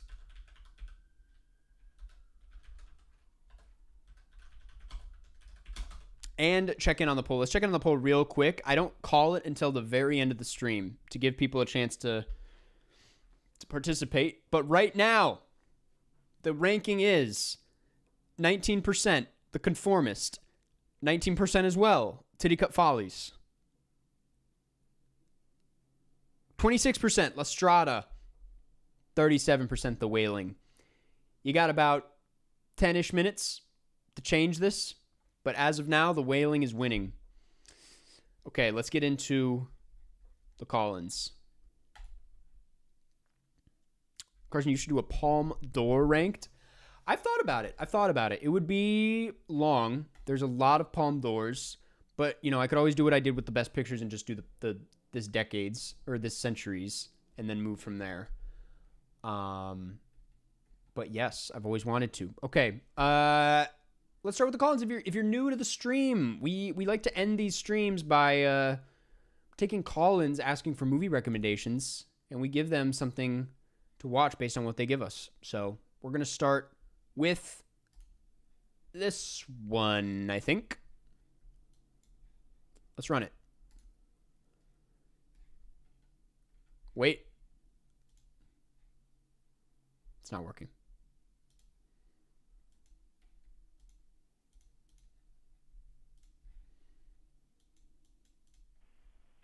Hey, Karsten. My top 4 are Memories, Get Out, Heat, and Grave of the Fireflies. And my number 5 is this short film called Ice Merchant. We leave it at 4, but and you really influenced me to watch almost 200 films last year, so I really appreciate you. Let's go. All right, take care. Peace. I'm glad to hear that. I'm glad that 200 is that's nothing to scoff at. That's a healthy amount of films right there.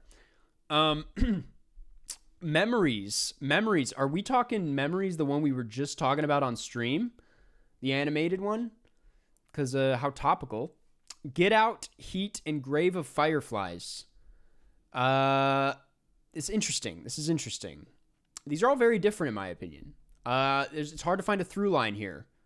But why do almost all your followers sound like this dude? I think I just have a lot of guys in this fan base. This is just what the fan base is, man.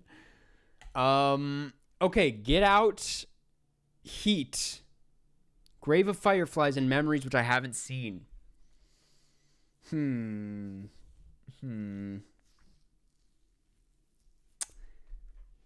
This is tough, man. This is tough. I mean, something serious. I'm gonna recommend something serious. I think you would like. Oh, you know what? Okay, there's this French movie. It blew my mind. This is kind of mostly with Get Out, and this is like mostly what this recommendation is based off of. It's called Diabolique, like diabolic, but it's French. Diabolique. It's from 1955. Stars Vera Clouzot. It's on the Criterion Channel and on HBO Max. It's like a psychological thriller horror with a truly insane twist. People get mad when I bring up a twist in a movie, but like I'm using it to sell you on it. I think it's a great film that like is incredibly compelling, incredibly riveting, leaves you on the edge of your seat. Stylistically pretty strong, a lot of psychological elements, and that's not really what I'm getting here, but you do seem to like something a bit on the darker side and a bit on the like, I don't know, like something that's doing something interesting with the form, based on Heat, Grave with Fireflies, Get Out sort of, but that's where the psychological horror elements come in. Diabolique. It's fantastic. Thank you for calling in. Let's do another one. Hi, Karsten.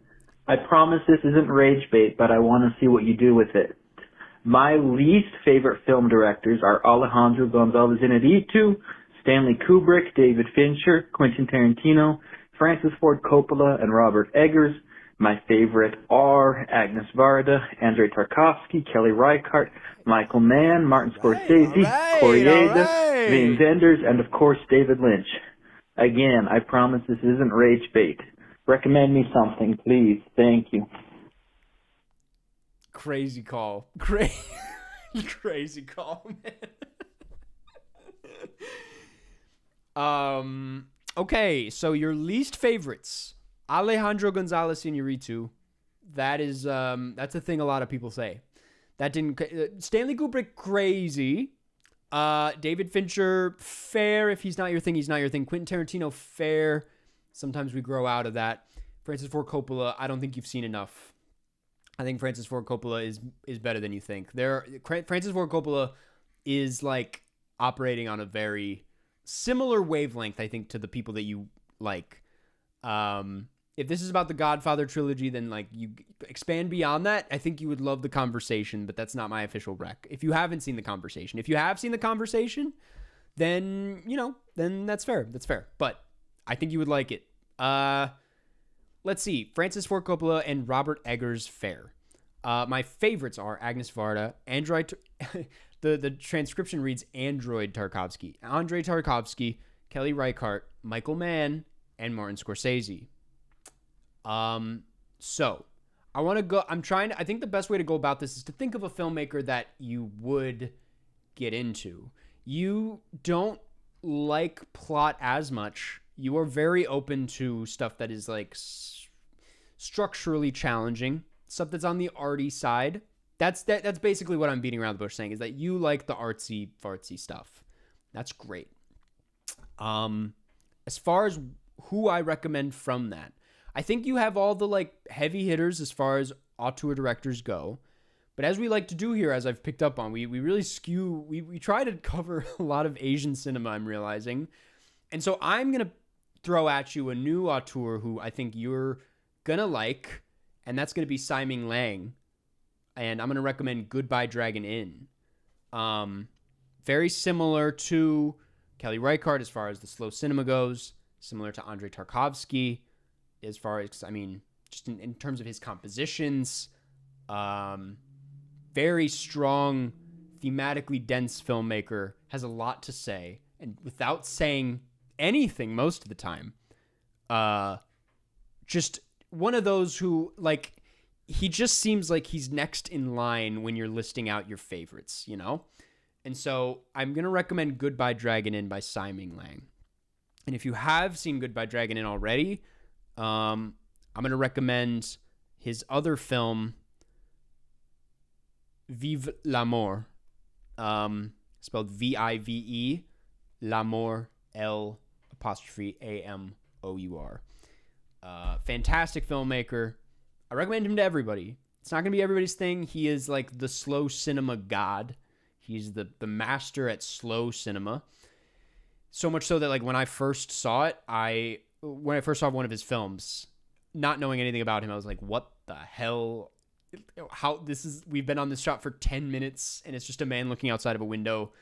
And then by the end, I was like, just completely obsessed with what he was doing. So anyway, Simon Lang seems very up your alley. Okay. We're going to do this one. Hello, this is Lauren. I'm watching the stream right now. Hello, Lauren. My favorite films, number one, always has been The Mummy, 1999. Banger. Next up, When Harry Met Sally. Banger. Jurassic Park. Banger. Donnie Darko. Do with that what you will. Thank you. Appreciate it. Almost had us. We got up to the finish line. All love to Donnie Darko, but okay. Mummy, 1999. When Harry Met Sally, Jurassic Park, Donnie Darko. You like the 90s, man. You like the 90s. I don't know when Donnie Darko came out, but I thought it was, maybe it's the 90s. I don't know. This is an easy one. Something from the 90s. Something great from that era. Like, these are all, I don't want to say feel good, but they are kind of, they're like, they go down easy. And they're very well made. They're very good at doing that. And that's harder than it seems. Like, these are excellent films. Donnie Darko aside. Let's see. Because obviously when I think 90s, my first instinct is to go like Gregor Rocky. But that's a little too much. That's too much for what this is. We need to reel it in a little bit.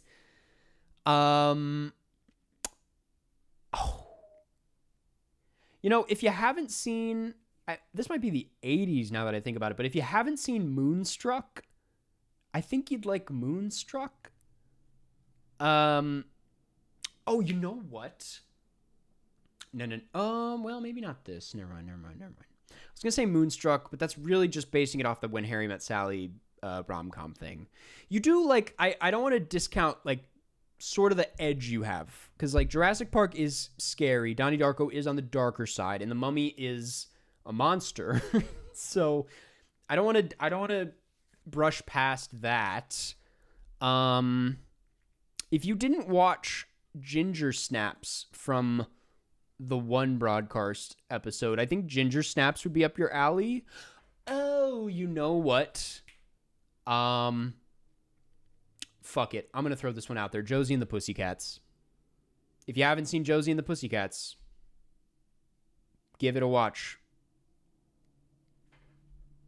It's a little out there compared to these, but based on your vibe, I think you'd like it. I'm like pretty sure you'd like it. It's a fun time. Okay, let's do one more. This is it.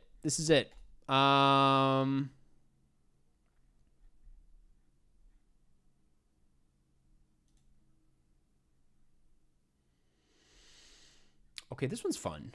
Yo, what's up, Carson? I'm just calling to see if you have a recommendation for a child. It is going to be their favorite things are Bluey, Clifford, the Big Red Dog, I Spy, as well as Dumbo. All right, go with what you can with that. Good luck. I like this. This is fun. Something for a child.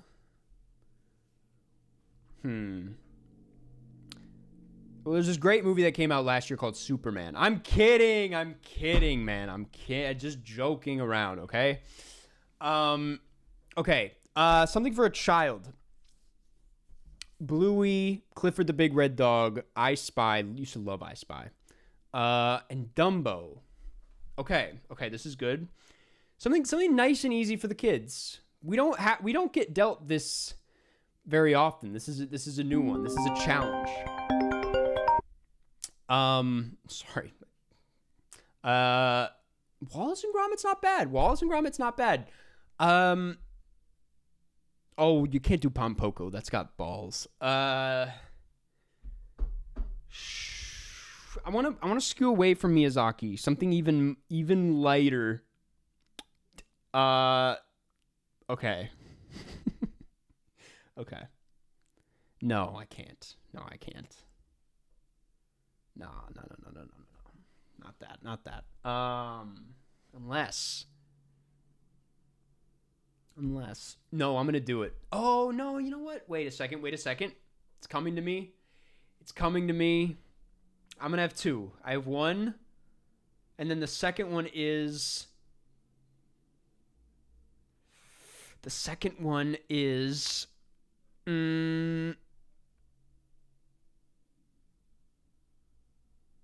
Jeez, man, this is hard. Okay, I'll say the first one. The first one is My Neighbors the Yamadas. That is a Ghibli, but it's the kind where an adult, it's sophisticated in that like an adult will find some meaning in it, but it's also like very simple in like a child storybook way.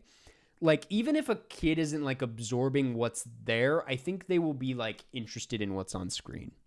Is kind of my logic behind that. It's not a perfect record. I really do think Wallace and Gromit is like that's a great one. But if we want to go even simpler than that, Shaun the Sheep is a fantastic movie. The first one from like 2016. I don't think I saw the next one.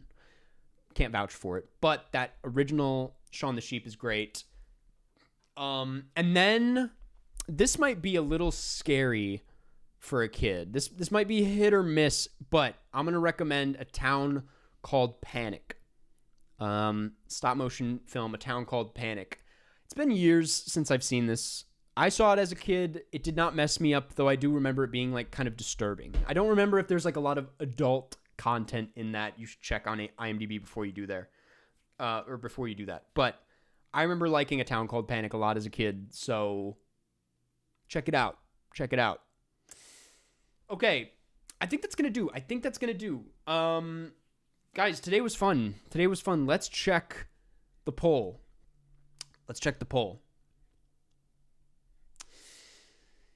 Well, there it is. The Conformist, 19%. Titty Cup Follies, 19%. Sorry to the great Frederick Wiseman. Lestrada, 26%. The Wailing, 35%. Folks, we are watching The Wailing. The Wailing, spelled Wailing. Is a Korean film from 2016, directed by Na Hong Jin. Never heard of this filmmaker. Also did The Yellow Sea and The Chaser. Got a new movie coming out this year called Hope, which I've actually heard a lot of buzz around. Hope.